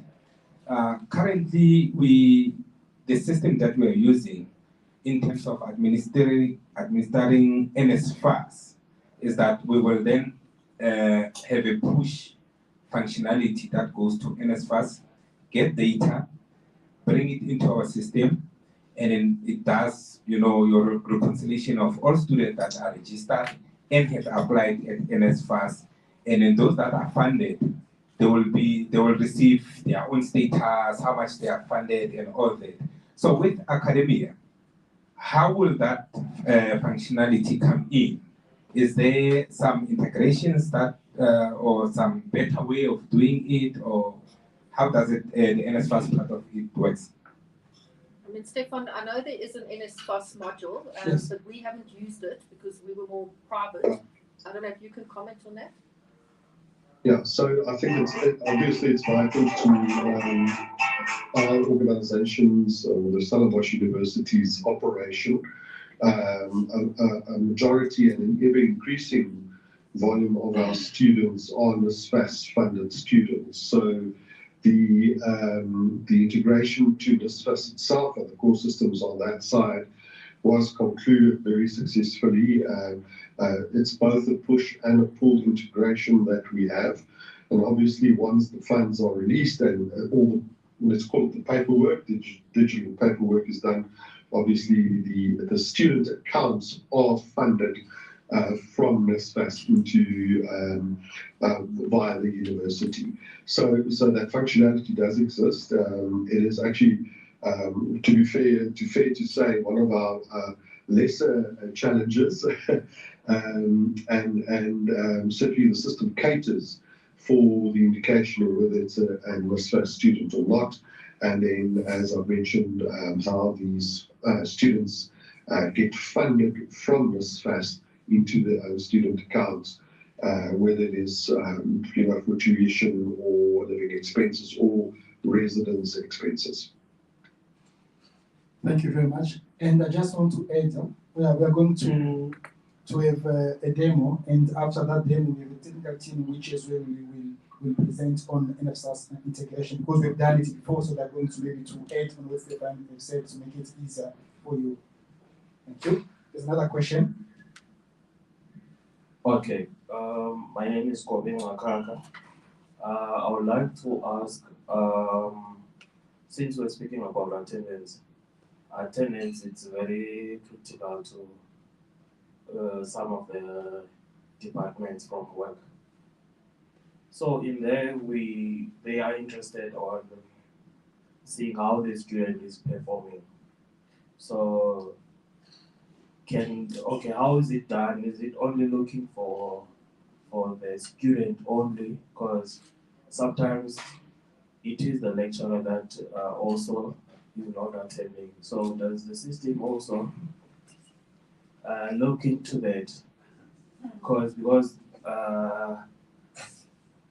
it is not only the students that are affected or who are not participating. And number two, can the system also, in terms of trying to manage how the student is performing, is it able to pull, you spoke about analytics, so on that analytics, is it able to capture those grades and make analytics out of that so that you are able to see the grades of the students who are less performing so that they can be provided with attention to be provided with support and stuff. Thank you. Thank you very much. So, you want to answer? Or question? Let's answer, then come to you, okay? Okay, Michelle. As mentioned before, and I mean, I know Stefan will support this, the analytics has very strong functionality to monitor at-risk students. And what you can do as part of your analytics, and every organization wants to look at different things, but you can include things like your attendance, you can include your students' results, you can include possibly other academic alerts, like maybe there's a condition on the student had one module outstanding from a previous qualification. So you can include a range of metrics to be measured in the analytics. And the analytics can then sort of highlight which students are at risk. And you can also do it at an assessment level. So it doesn't have to be a final mark level. So it can be after, for example, a student's formative 1 and then perhaps their formative 2. You can be tracking the student results and attendance in real time. I mean, Stefan, I don't know if you want to add anything to that because you've done some of that with Serasoft as well. I think just to extend to that, thanks Michelle, is that the benefit is that academia is configurable on the user side to do that. And I think that's important. So you won't rely on your own IT support or Serasoft for that matter to build some of these reports. And you can very quickly, once it's set up, the user can go in, whether it's an administrative user, etc., access these reports, these analytics, and very quickly build a picture. Identify, at-risk students, for example. So that is a useful piece of functionality to have in academia. And I suppose dimensions of how you want to measure, students' performance, whether it's attendance or whether it's academic performance through average marks along a semester or a year, or very specific marks, it is quite flexible. Thank you very much. Thank you. There's another question, maybe the last one, then we'll move to the demo. There's another question? The same question. Okay, 2 questions. You're covered, okay. Okay, I just want to find out, with regards to the attendance, exactly how does it track the attendance? Does the student have to maybe click in a button or a link on the app to say that I'm in class? Or if the class is online, how does that happen? Because what we have now, the current problem that I'm facing now with Blackboard, the students would log in and then they would leave the devices on, and then they would go and I'll be talking to myself half of the time. So how do we track the attendance? Because is it biometric, and if in a case of a remote or an online class, how does that happen? But there is still challenges with online classes. I mean, obviously, Serasoft are moving towards biometrics as well. The students do kind of log in and sometimes log out, okay, or pretend to be in the class in your scenario. But generally speaking, the attendance is captured by the lecturer based on the timetable. So the lecturer captures it in the class on the app, for example, or maybe in your online class, you can monitor students for, say, the first 30 minutes and then, mark them as absent or not absent. I mean, not present, apologies. So it's all managed by the administrator or the lecturer on the app, or in physical buildings, you can link it to your biometrics. So if a student enters a door with a student card, for example, they can then mark the student as absent or present also. So there's challenges. I know there is challenges with online, but if I were you, I would just make sure that the students answer some questions for the first half an hour and then make them present or absent, as soon as you see the students not there. And make students put on their cameras. Make them put on their cameras in the classroom. Why can't you show your face? They use their phones But they will tell you they don't have laptops, and some of them you get students who have, although we are a contact university, you get students who's left with one module, and because most of our work we've been doing remotely, they decide not to come to campus, so then they have to use their cell phone. They'll say, I don't have a laptop. And even if you interact with them, they know that you can call their name anytime to participate. That still has not solved my problem. I'm sorry, I don't have a system answer for that. That hasn't solved my problem. Even with the biometric system, where they have to use their student card to access the class, like, do you mark them? Because some students will come in and then it will talk and it will say they were in class, and then 2 minutes later they walk out. But then the biometrics should manage that, because you'll know if the student's exiting the building. So it should be two-way. Okay, so they should use the student card when they come in and when they go out, and then you can use your biometrics to manage that. Okay. Thank you. Albert, do you have anything to add before we can conclude our panel discussion? And then we are going to thank you again for our panelists, and thank you for engaging all of us and answering our questions.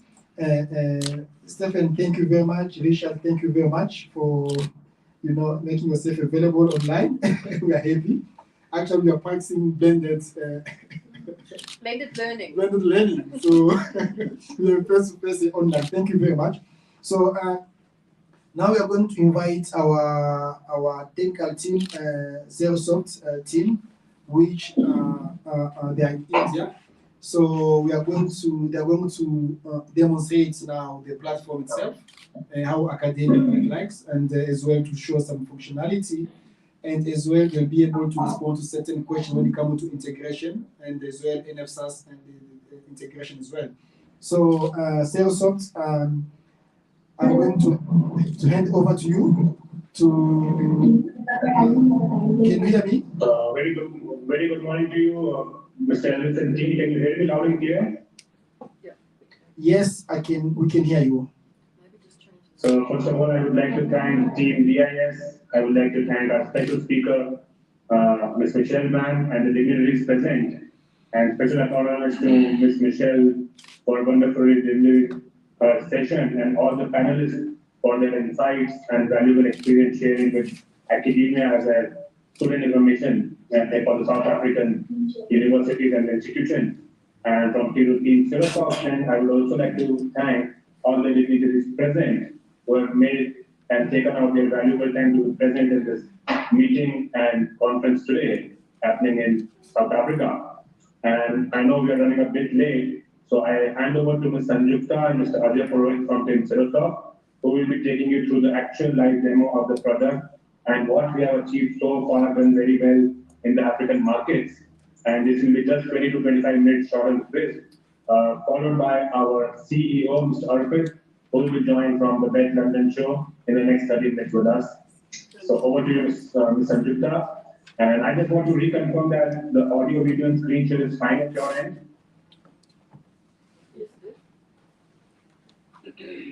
Mr. Ellis, can you confirm audio? Yes, we can see your screen. Yes. Okay, thank you.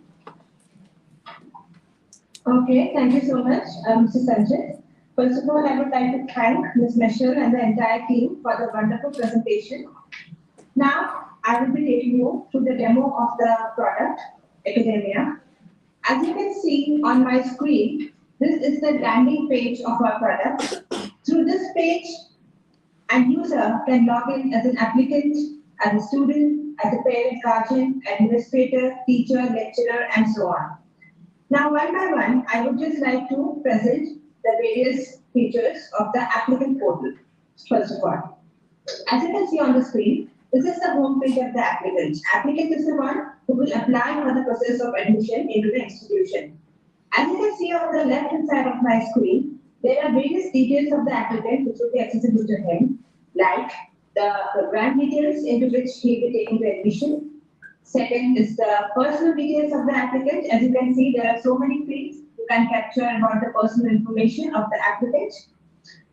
Next, we have the contact details of the applicant, where the addresses will be captured.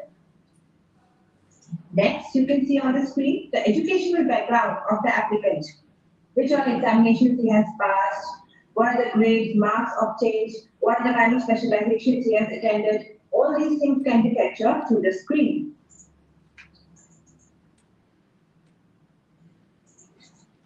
Next, you can see about the work experience of the candidate that can be tracked through this. The competitive examination details, the examinations which he has cleared in the past or for which he has to clear to get admission into the institution. The documents of the candidate can be well maintained from here. Even the parent and guardian details, of course, this can be maintained through this portal.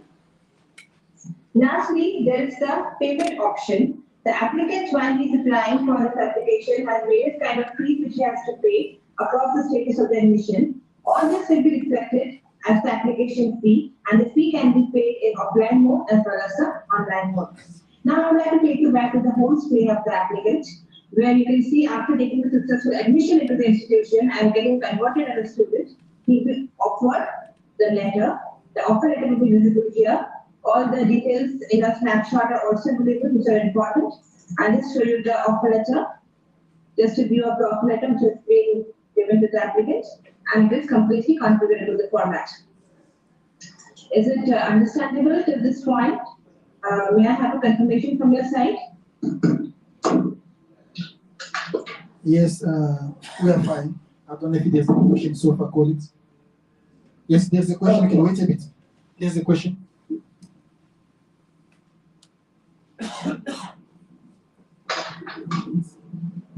On the student biographical information, is the system set up to the SOP of GHET, or is it like a student can just move without even maybe inserting maybe their ID?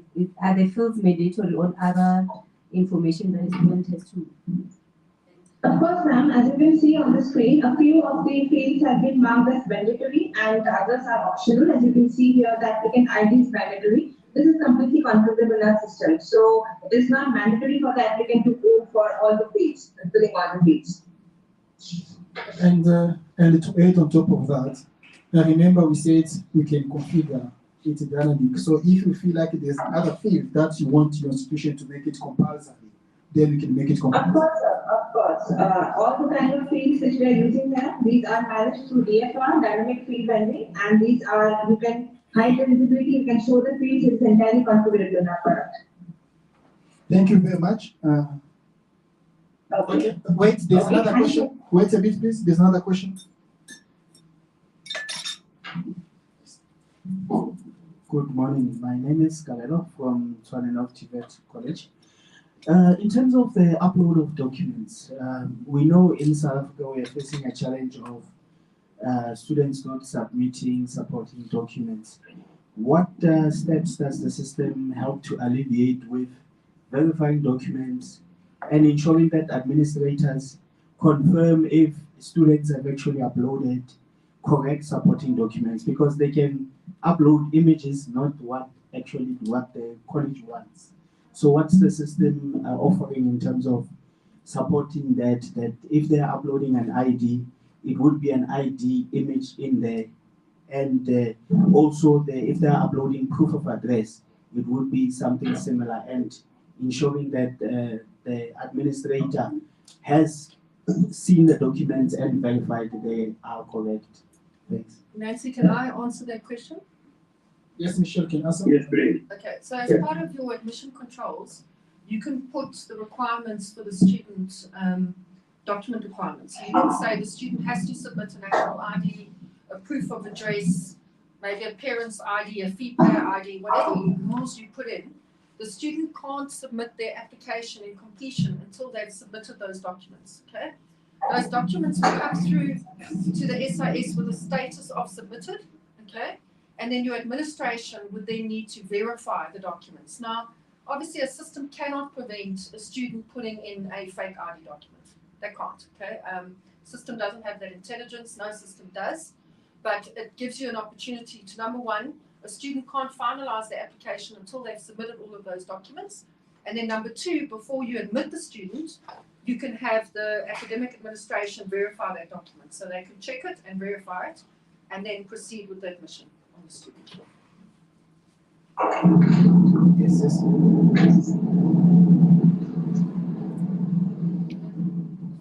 So there's no like object recognition built in, something like that in the future to assist with that laborious task of going through all those documents. I'm just speaking out of frustration. I can think of the administrators crying. Yeah, maybe maybe I think with advanced technology, that future will be included. So currently we don't have that future, but I do believe with this advanced technology, the future will be included. Because now when it comes to, I'll give an example of this online assessment software. Now we have a tool where before the students can start the exam, the student must scan the face, and the face and the system are going to verify if this face scan is the same picture that the student have uploaded with the picture on the student's ID.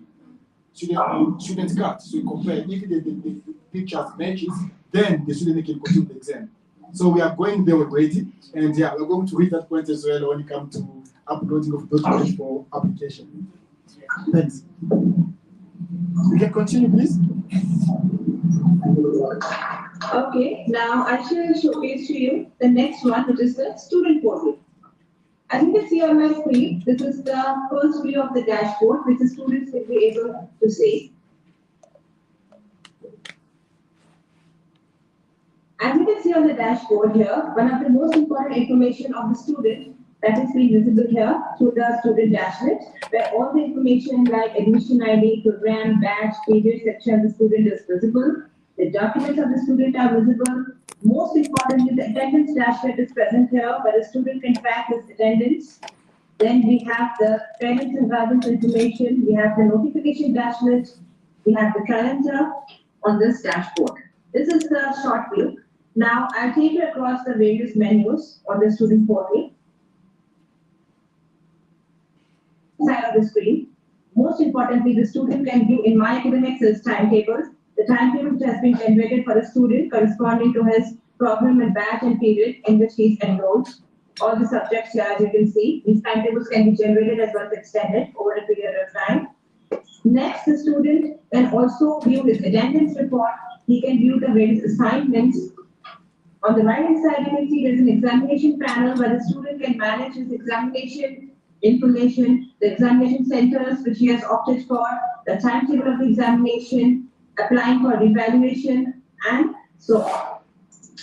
As you can see on the left hand side again, the student can view his, he can manage his fees and the payment statuses. He can view the bills which he has paid, the statuses of the bill, what is the outstanding amount of the bill which he has to pay. Everything can be available through this. Then he can also view his receipts, the receipts which have been generated against his payments. Next, he can view the refunds. Most importantly, you can see there's an online payment option here, where inside the bill, by the fee and details, the student can make an option of making the payment from this portal himself. Next, he can also view the statement of account. As you can see in the next modules, I will be showcasing you the My Requests, where the student can raise various kind of requests like post-transfer, hostel allocation, etc. Through this, complaints can be raised.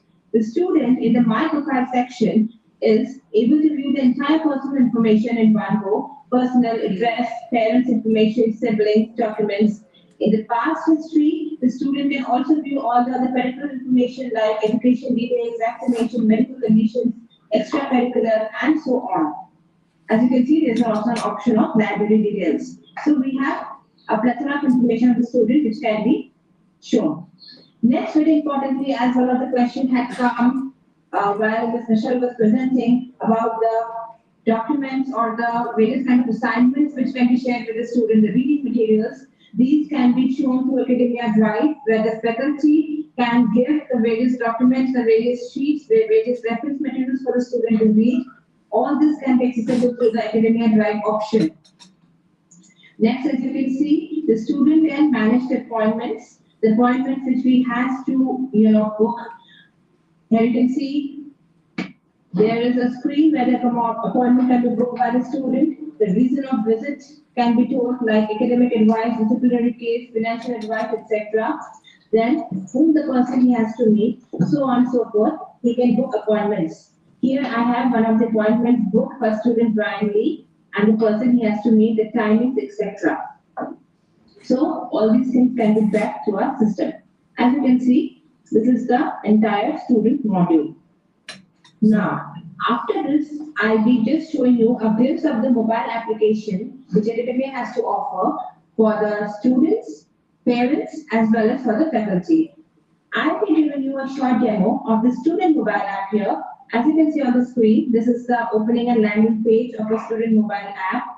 Where, when the student signs in, there are, on this menu, you can see a variety of options where the student can access his courses, his attendance, the fees, assignments, most importantly, the examination results, events, timetables, circulars, etc.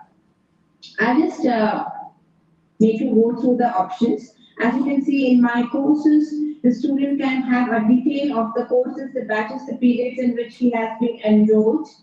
In attendance, a student can again track his or her attendance for the current month and the consequent and the previous months. Here, as you can see, the present, absent, and the other percentage is being visible for the student or the parent to track his or her attendance details. Apart from present and absent, there is another option if the student is there working remotely or any other option for the student, then that can be reflected in the others. Next, you can see the fees, where the billing details of the student, his bills will be visible, the receipts will be visible, and also the total outstanding which he has to pay will be visible. Here you can see the examination results menu, where the result report of the student can be visible and is downloadable also. Also the various examination documents like mark sheets and hall tickets, which the student has had from the core ERP, this can be downloaded from here. Next, as you can see the timetable option, the student can view his or her timetable. This can be done through 3 modes: course-wise timetable, day-wise timetable, and session-wise timetable. And you can see, I'll show you as an example on the screen, the labor relations courses. The student has the course-wise details of the timetable which he has to attend, and also the visible classroom across which the student has to attend.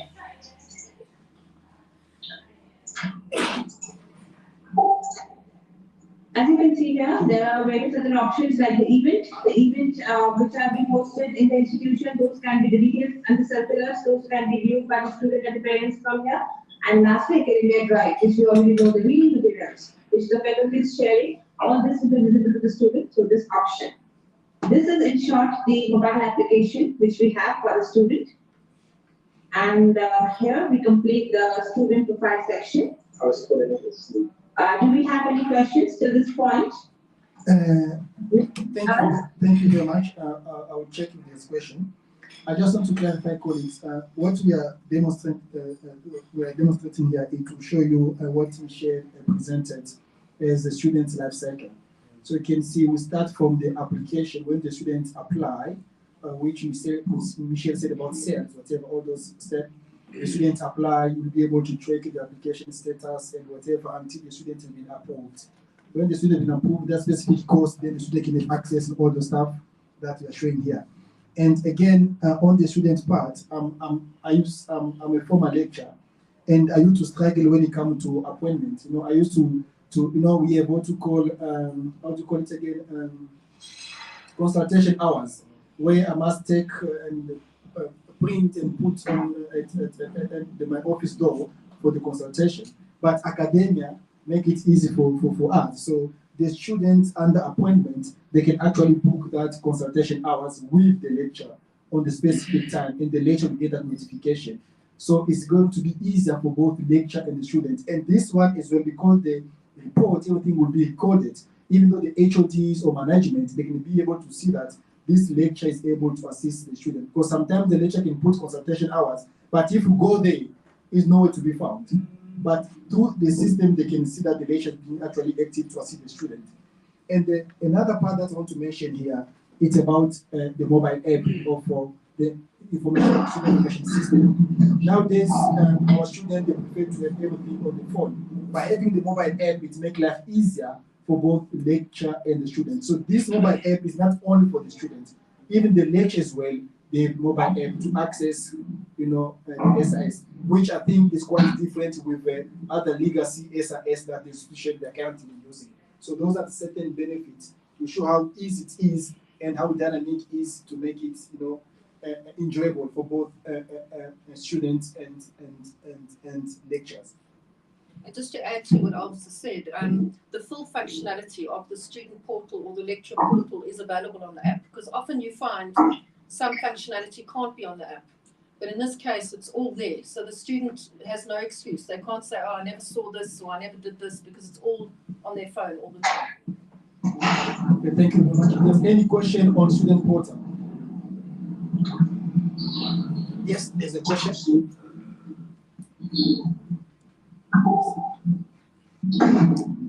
My question is on the timetable, both the contact timetable, the examination timetables.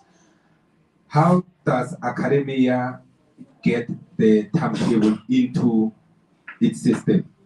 Can you use a CSV file kind of a thing to populate, put it in, and then push it in, then it populates? Or do we have to capture, maybe the administrator have to capture it, and then it gets pushed to those students?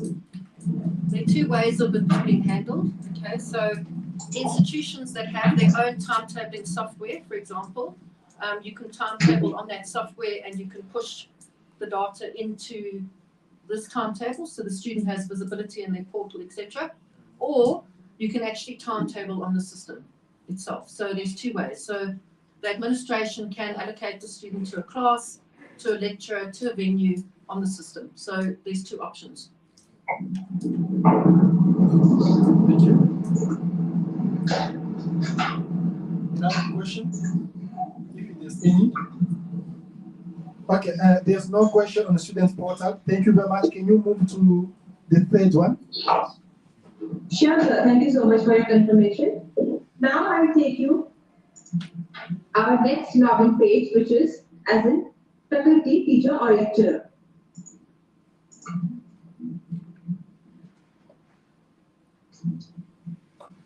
Here, as you can see on my screen, the faculty, just like a student, also has an elaborate dashboard to his privilege.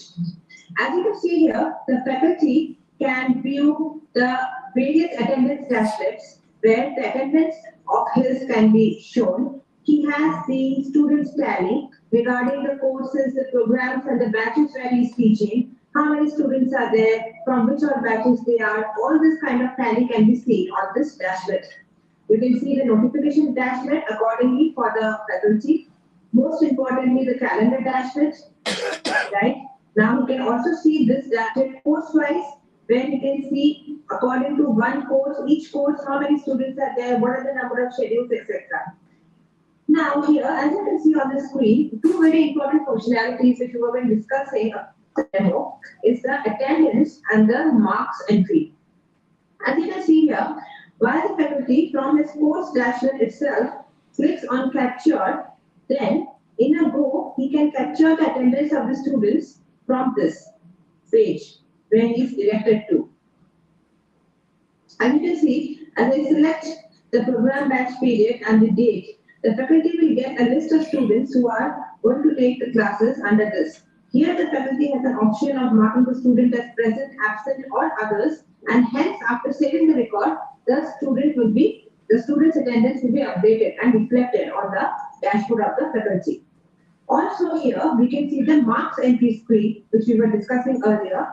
On clicking on the marks entry here, on the selection of the assessment scheme, the kind of moderation of marks we were talking about in the demo before, that is here, we have assessment scheme for the students, for the batches, and the events can be selected by the faculty. On searching, we have the student IDs, and for the students, the marks can be entered from this screen. Also, the marks can be published, and the status of the marks entry will change from here. Accordingly, after this, we can print the mark sheet. We have a different procedure for that, which I will be demonstrating in the upcoming session. Now, as you can see on the menu, on the left-hand screen, the various options available for the faculty is just like the student, we have the timetable, but the timetable of the faculty is visible. I'm taking the major ones like capture attendance, programs and courses. The faculty can give assignment to the students from his or her portal.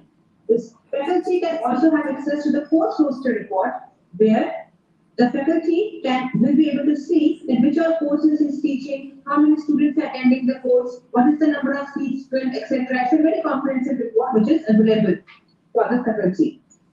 Also, as you can see in the My Examination menu, the faculty can assign remarks to the student through this, just as we saw for the marks entry. In a similar manner, the assessment status can be maintained by the faculty. The academic mark sheets of the students can be visible through this, etc., etc. Next, just like the student, the faculty can have access to all his personal information through My Profile menu. Here, the various kind of information can be available for the faculty, which he can update in the system. All possible kind of information, this is configurable. Next, we have My Requests menu, where the faculty, just like a student, can raise requests for himself in the system. And all these will be recorded, and whatever the actions which have come to the faculty for the student request, if the faculty has to approve the request of the student, if the faculty has to change the status, and all this can be done from request pending action. As you can see, last but not the least, the faculty can share the various documents and the various reading materials to the student through the Academia Drive. So this is in short for the faculty portal which we have. Now I would like to ask the panel if there are any questions coming up regarding this. If there are any queries, then we can take them up for the faculty portal. Thank you very much. Colleagues, so this is about, when we say faculty, it's about the lecture, what the lecture can see, and as well as admin. Remember as well in the system, we have what we call security roles. So it depends which role you have for you to have access to certain functionality on the report. So this is in general what a lecturer can see when it comes to students, can see into the course, as well HODs or management. A lecturer as well can be able to request an appointment to the student. If the student has a presented, if the student has risk, medicine, whatever, we can be able to request to meet that. So there's one question here.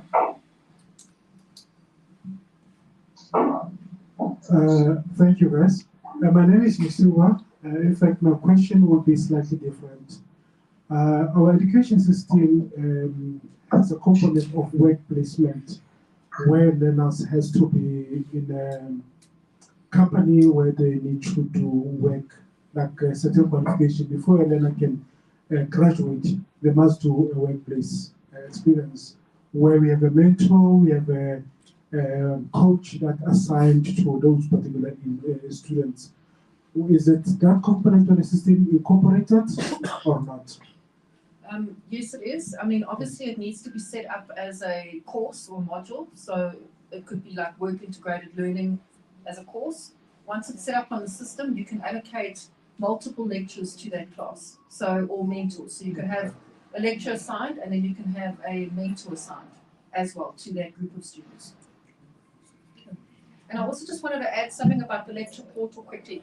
Obviously the lecture portal and the app are the same as I mentioned earlier, but what's also good about the lecture portal, you can maintain information about the lecture. So their training, their courses that they've attended, their qualifications, etc. So an HR profile of the lecturer can actually be maintained in the lecture portal as well by the lecturer himself or herself. Sorry, I'm not sure if we understand the point, because from the TVET point of view, they have students who go to the industry. They want to track actually, probably is an IT lecturer, but the student they have completed the entry-to internship. Then on the other business side of things, how I'm a manager in a certain institution, do I have a profile in terms of a configuration, in terms of giving the feedback to the institution in terms of the progress of the student? Yes. So what I'm saying is you don't have to belong to the institution as a lecturer. So you could be a mentor in a company. What we do is we add you as a mentor to the system, and we give you access only to that group of students on the system. So that's how it works. So the student is set up in a class, so let's call it a work integrated or work experience class. You are assigned as a mentor, somebody is assigned as a lecturer. When you log on to this portal, you will only see that class that you are mentoring and their assignments, etc. So it offers both. You can have people outside the organization on the lecture portal as a mentor or an observer. But in terms of the security and the validation, with what protocol is that? Because again, it can be fraudulent. No, you would have to follow a proper process. I mean, most businesses have an access form process that they have in an organization, and that's got to be signed off by management before somebody adds you as a user to the system. So you would have to be added to the system, authenticated by the administration before you're given access to the portal.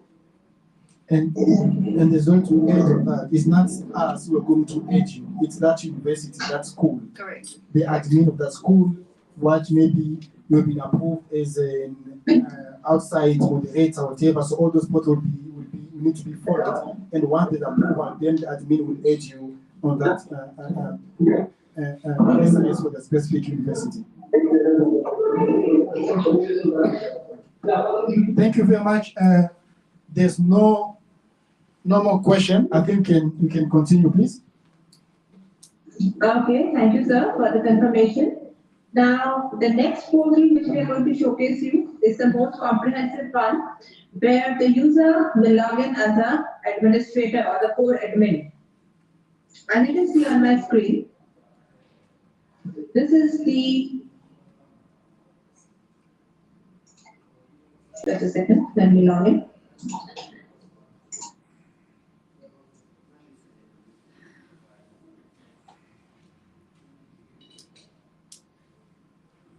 So this is the core admin who can have access over a variety of menu options, as you can see here on the left hand side.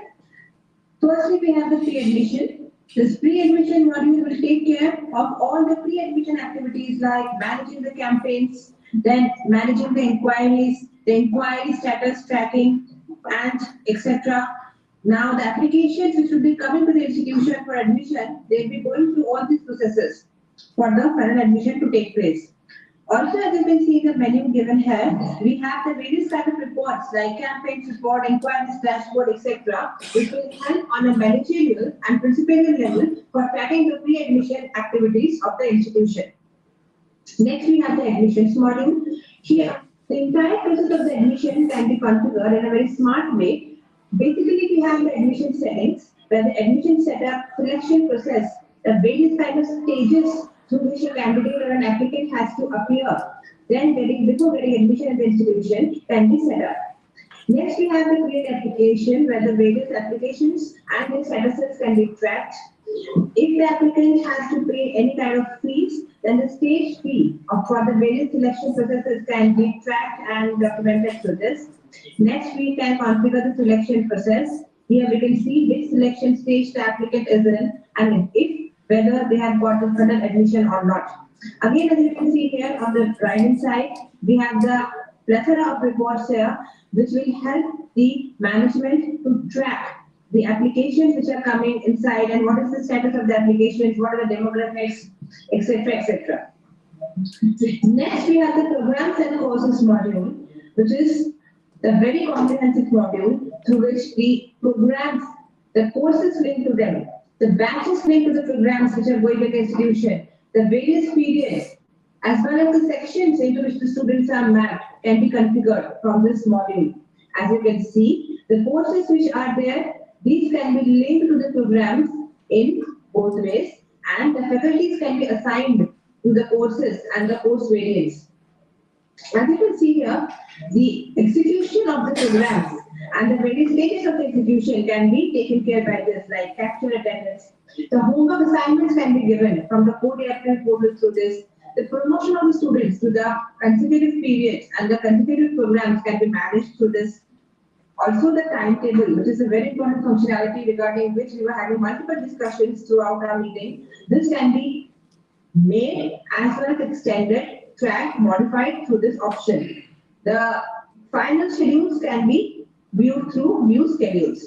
As you can see, we have a variety of reports again here on my screen, like program report, the course report, attendance reports, course progress tracker, enrollment summary report, and so on.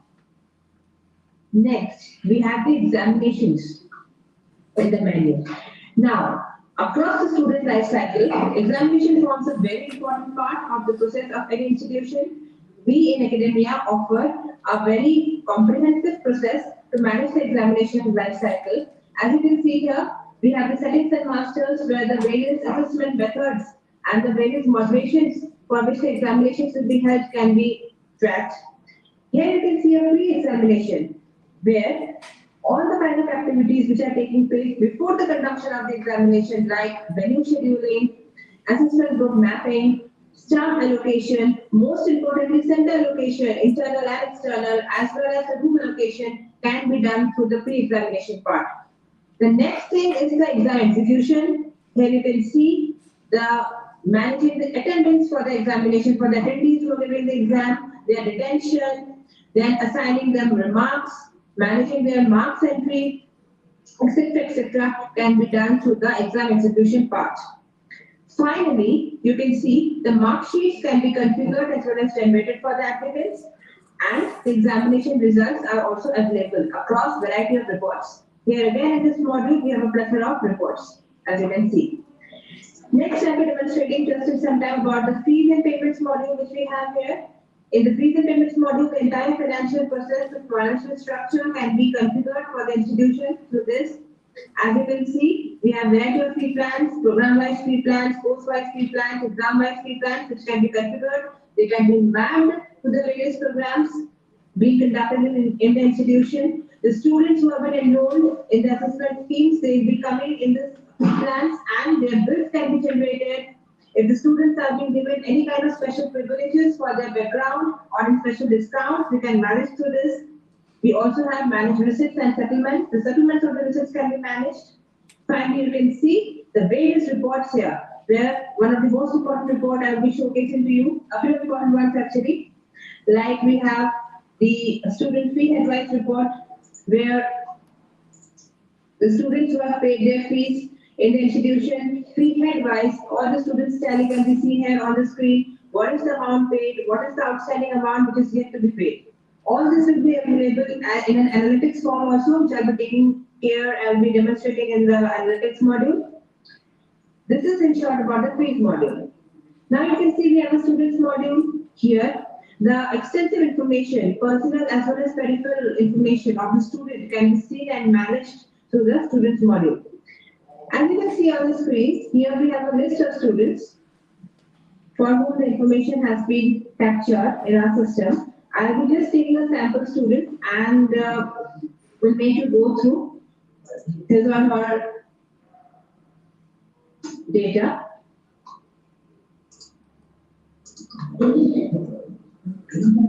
As you can see here, we have the student Brian Lee, for whom we will be going to see in what way his information is stored in the system.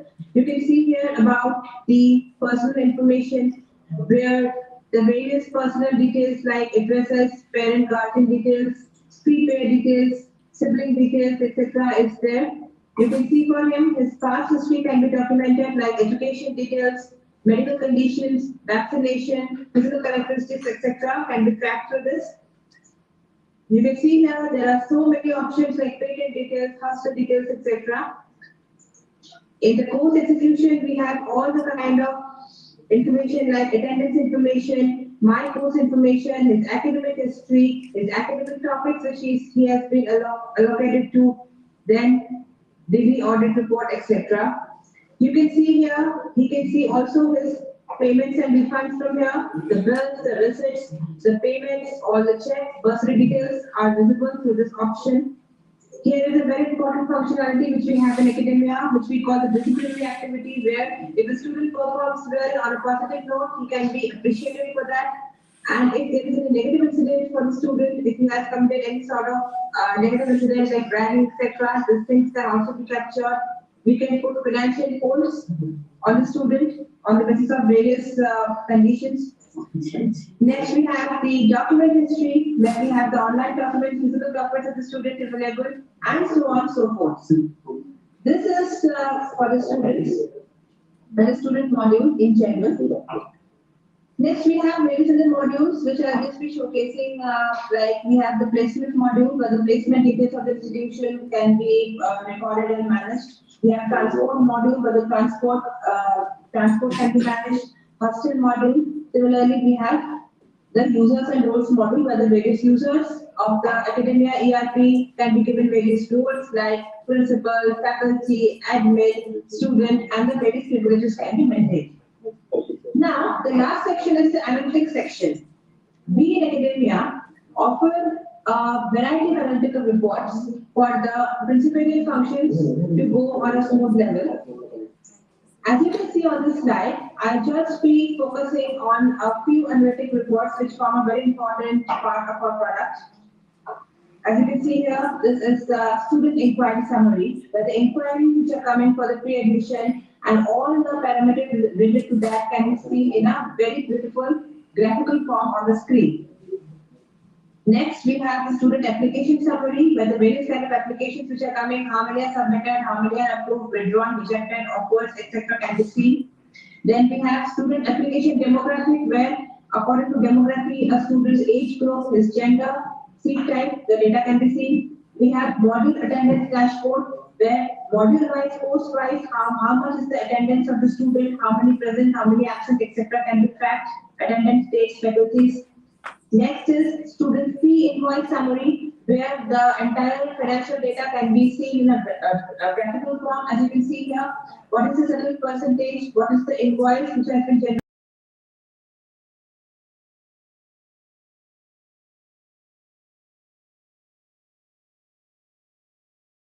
in an analytic format.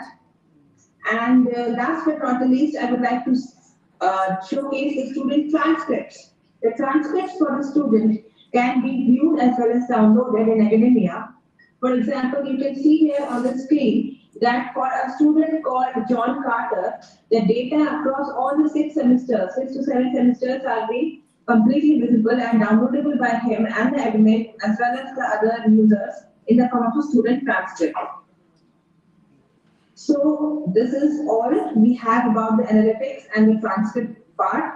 If there are any questions, we can take it up, or else I'll be giving it forward to my colleague, Mr. Ajay Purohit, to demonstrate the next part. Thank you very much.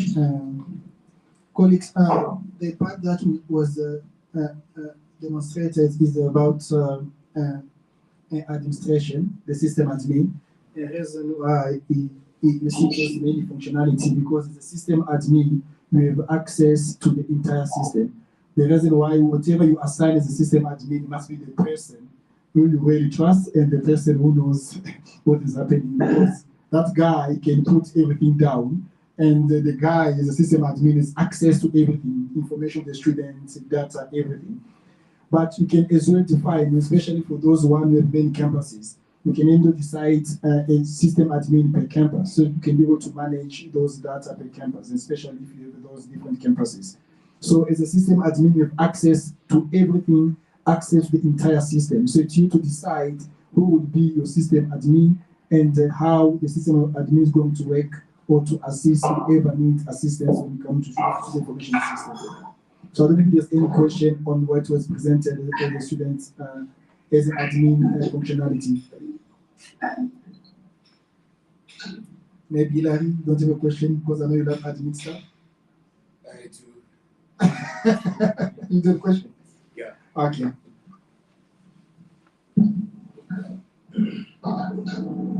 Okay, let's speak about audit. is there a best way of analyzing okay, we normally get crucified on audit now. The worst finding we always get is on user reviews. It's difficult for us to track who has been doing what and who must do what. You find that the person had access to certain functionalities before they were promoted to a different position. They still carry those functionalities from the previous job. So is there a best way of attending to user reviews? Look, we all get audited, and it is a difficult process to manage, especially when people are promoted. I think the best approach is obviously to set up groups within the system and just ensure that those users are added to the groups. You can also integrate your HR system to the SAS. So if somebody is promoted into a new job description on your HR system, it can also control what is done on the SAS. So there's those ways you can try and manage it. It's not easy because people do change roles, but you've got to carefully audit it, every couple of months and make sure that everybody's in the right role. Okay, so we have tried to, in our very old system that we're using currently, we tried to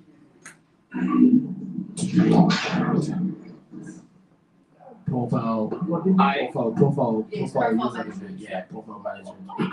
But it's very difficult because we might be can you hear me? We might be doing. Yes, sir, we can hear you. Sorry, just hold for questions quickly. Just hold for questions. Yeah, I think our CEO just joined, Mr. Arpit, he's there. Sir, can you hear us clearly? Hello, can you please wait? We are answering some Hello? questions. We'll let you know. Can you hear me?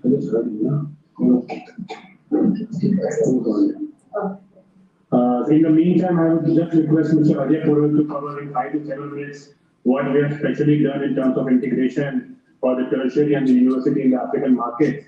Hello. Dealing with a lot of the South Africa. Hello, can you hear me? Yeah, can you hear us, Mr. Elvis? Yeah, we are answering some questions. Can you be patient, please? We can hear sorry, you. yeah, please complete. Yeah, please complete. Okay. Yeah. I'll chat to him just now. We can, because I know Arpit's waiting as well, so it's fine. Okay. So, colleagues, Nasi, we are running out of time. I know we have another presentation. During our panel discussion, there was a question regarding NFSS, isn't it? Yeah, I think maybe through the integration, if maybe you can help us maybe to go straight to NFSAS integration, because that was a question which was asked, and we're still waiting for the answer to understand how we have implemented NFSAS integration with academia. Can I please ask you to go straight to NFSAS so that we can save time? And after that, we are going to, I don't know if the Mr. Ankit want to speak now or maybe can speak after the presentation. Yeah, I'm happy to speak after the presentation. Let's continue. Okay, thank you very much. Okay. So can you just go, do us a favor, please? Maybe we can just go straight to NFSAS because that was a question asked during your panel discussion. Thank you very much. Yeah, thank you. So this is the NSFAS integration that we have already done on the Activa side. So this is the integration where we can fetch the data on the basis of student national ID from the NSFAS portal. So whatever the students we have on the academia and whatever the national ID is available on the academia, we can fetch the details on the basis of national ID from the NSFAS portal. And how it will reflect into the academia, we can see here. So there are 3 types of status we manage over here. One is the bursary application status, where if an applicant or student has applied for the university, so what is the status of that bursary application? We can see here what for the cycle he has applied and what is the status of that. And the next, that is the bursary application details. So here we can see that particular application details on which application, on which date the application was raised. and for which cycle and for which community has been built, and it's upgradation bills and etc. And what is the status of that? And the next in this here, we have the funding details. So whatever the funding has been approved, we can see over here what is the total amount. So if it is also in a grid as well, so from how much amount that has been approved, we can see here in the funding details grid for that particular student or applicant. So as I mentioned over here, for the phase 1 of the integration already completed, where the status of the application can be traced from the NSFAS, amounts that are funded to the applicants can be fetched. And the phase 2 to send the registration and the result information back to NSFAS is in design and development phase. So it's in progress and it will be soon completed. So, yeah, so next, if I so allow me to proceed further, do you have any queries, please? No, thank you. I just want to ask the person who asked the question on NFCS integration if is satisfied before we can proceed. Yeah. Well, it's good that this functionality is embedded into the system. It will make life easier for us. But I saw something on the presentation. I saw status check. So a button somewhere there. What I want to know is that status check button, is it automatically linked to NSFAS? So what I'm saying is, if student A yesterday was not funded, and then today I press status check button and is funded, will it appear there, or will it's just for offline kind of a status check within the institution, not necessarily going into NSFAS? I just want to know, what is that functionality, the functionality of that status check? Is it linked straight to NSFAS or not? Yeah, it is linked with the NSFAS that if you click on this check status button, so as you can see the last column that is updated on, right? So when we click on this check status, so this button will only check for that particular student on which date we have updated or updated this button. So that status will be updated over here. So you can see first draw was generated on 1st of September 2022 and 3rd of September and 14th of October.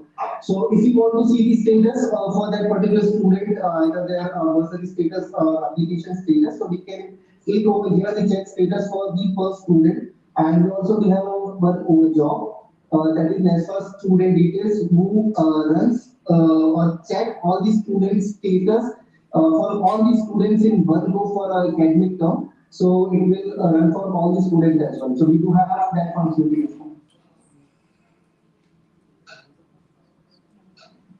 It's okay. Okay, thank you very much. I think that was a pain point which was mentioned during our discussion, panel discussion. So I don't know if maybe we can allow the CEO, Mr. Apit, to maybe to say some word to us. I don't know if it's available right now, and then we are going to continue after, because we are checking our time. So Nancy, is the CEO available now? Yes, I am. Okay, thank you very much. You are more than welcome. We can hear you and we can see you. Thank you.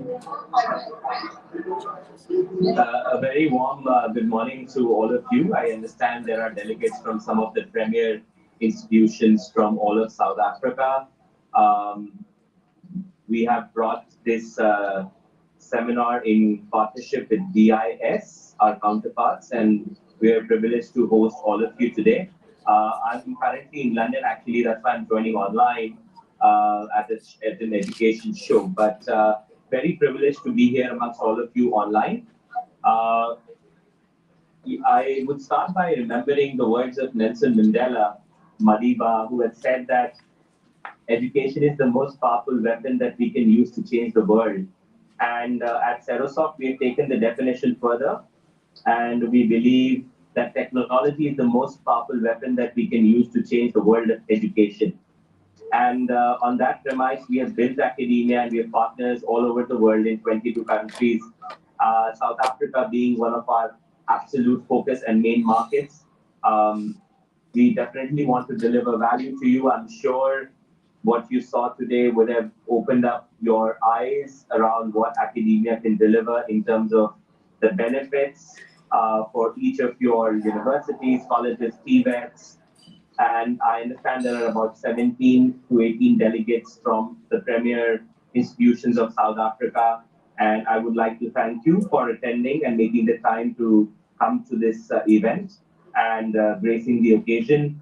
I would also like to, acknowledge the contribution of our star speakers today, Michelle Durand, Stefan De Beer, Richard Potsin, and Mr. Alberto as well.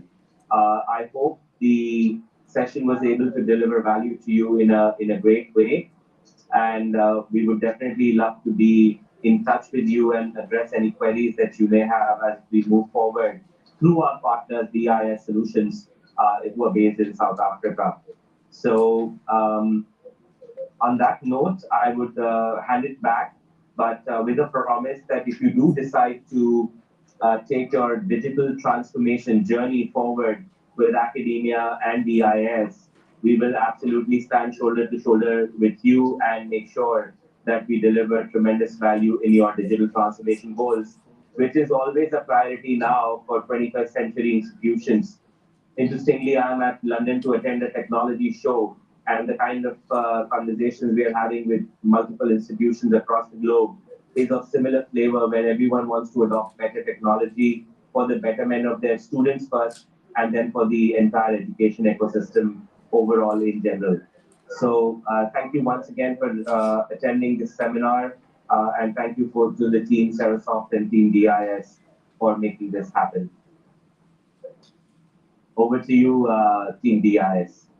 Thank you very much. Yeah, we are happy to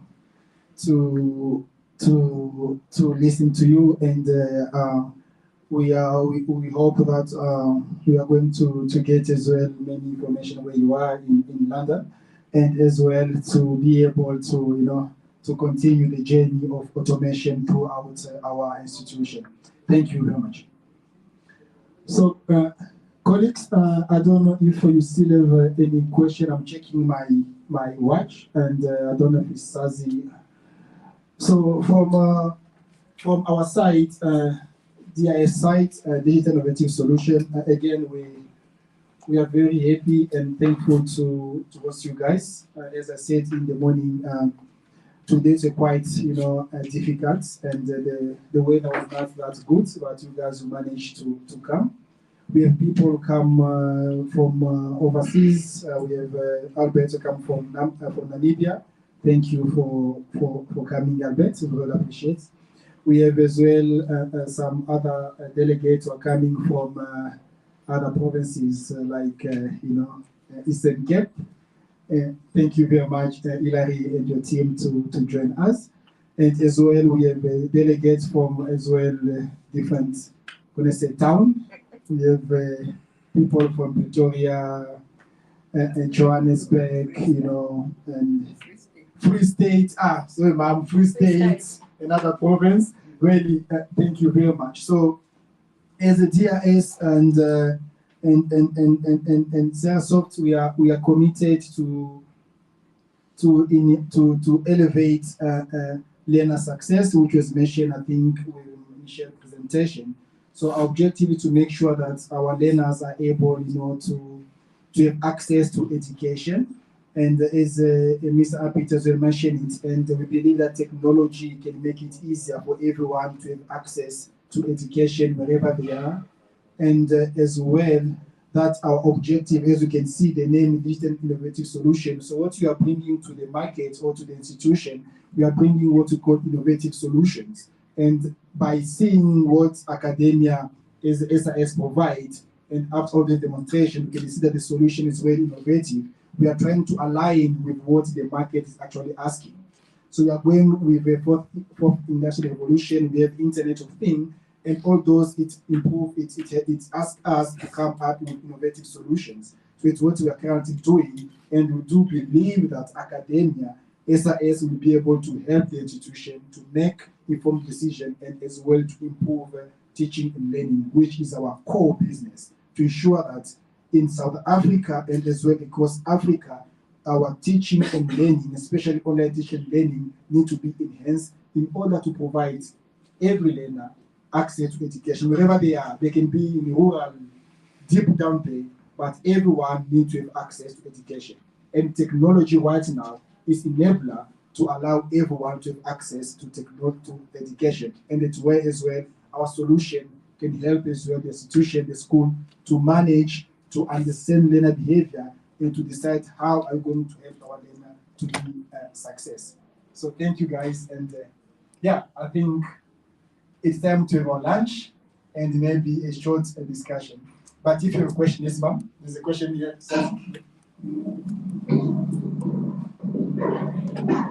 What I want to ask is, with this academia, have you ever thought of also including the early childhood development? You know why I'm asking? Because you have said that you are also doing in grade 1. And if maybe also this can be extended to the early childhood development, for me, it will help in tracing the learner. Because right now, what we are talking about is the Department of Education is going to adopt all the ECD census. And you find out that we have a lot of learners that just disappear. One of the researches that I did was, if you count the learners that entered the grade 1, the numbers of learners per province, when they get to matric, some of the 20,000 learners have just disappeared. So have you ever thought of really, where you can have a system that include everyone? Because whether we like it or not, early childhood development is the foundation. And if we can trace the footprint of each and every learner, we will be able to address the ills that is in our education. Thank you very much. Michelle, you have a... I'll try and comment on that. Okay. I mean, the system can cater for the tracking of early child development. So we've also put systems in place where we've had babies tracked from 6 months old up to grade 1 and other. But I think what you're asking is more of a government priority. I mean, if the government could have one central system tracking from early childhood right up to higher education, I mean, that would be fantastic for the country. So I hear you, but I think unfortunately, the schools and the higher education institutions all are working on their own systems. I mean, ideally, the government should have a single system from 6 months babies up to tertiary level to address what you really are concerned about, in my opinion. Thank you, ma'am. And yes, as we said, as I said, that is a part of our mission, because I think it was, I was attending an event here last week, Friday, where I think it was mentioned that we don't need to work in solos, and so in fan made school, they have their own staff, and that thing as well continue until high universities. And what is happening, universities that they start blaming basic education because they say what they are receiving maybe is not high quality. Basic education is going to blame what you just mentioned now. They say what you are giving us is not really quality. So we need, as you said, we need to have that continuity, and it's going to be really, really better if we can have that system which can be able from childhood to understand the behavior of our learners until universities. And if we have that huge drop out of the learners, which you say they disappear, we need to understand why they disappear and where are they. But if we have a system like academia, we can be able to understand, maybe it can be something like maybe economy, maybe it can be something maybe like, sickness, something like that. But we can be able to identify what are those issues and address those issues in order to, to keep those learners into our system until they finish the studies. So that is the ideal way of doing it. But we have many, yes. So Nancy team, thank you very much for being with us. And again, thank you everyone. So let's have our lunch and then we can have another offline discussion if there's any. So, from the Team 0,000, I would like to thank my fellow colleagues. I would like to thank Team EIS, the guest speaker, Ms. Michelle, all the panelists and the delegates joining across different countries and spending their valuable time despite being a harsh weather there today, as told to us. And Nancy, Ms. Sanjukta, and Ms. Ajay from my team gave a beautiful presentation. And I'm sure Nancy and Sadi can get connected and coordinate with all those who are present online and offline today. And thank you for a wonderful session from Team Cerosoft.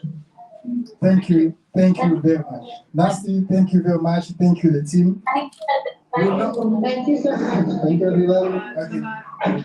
Team, our handsome photographer is asking if maybe people can leave. You can take a picture with yeah, just next to the banner. Next to the banner, just take a picture. Thank you very much. Just feel free. Just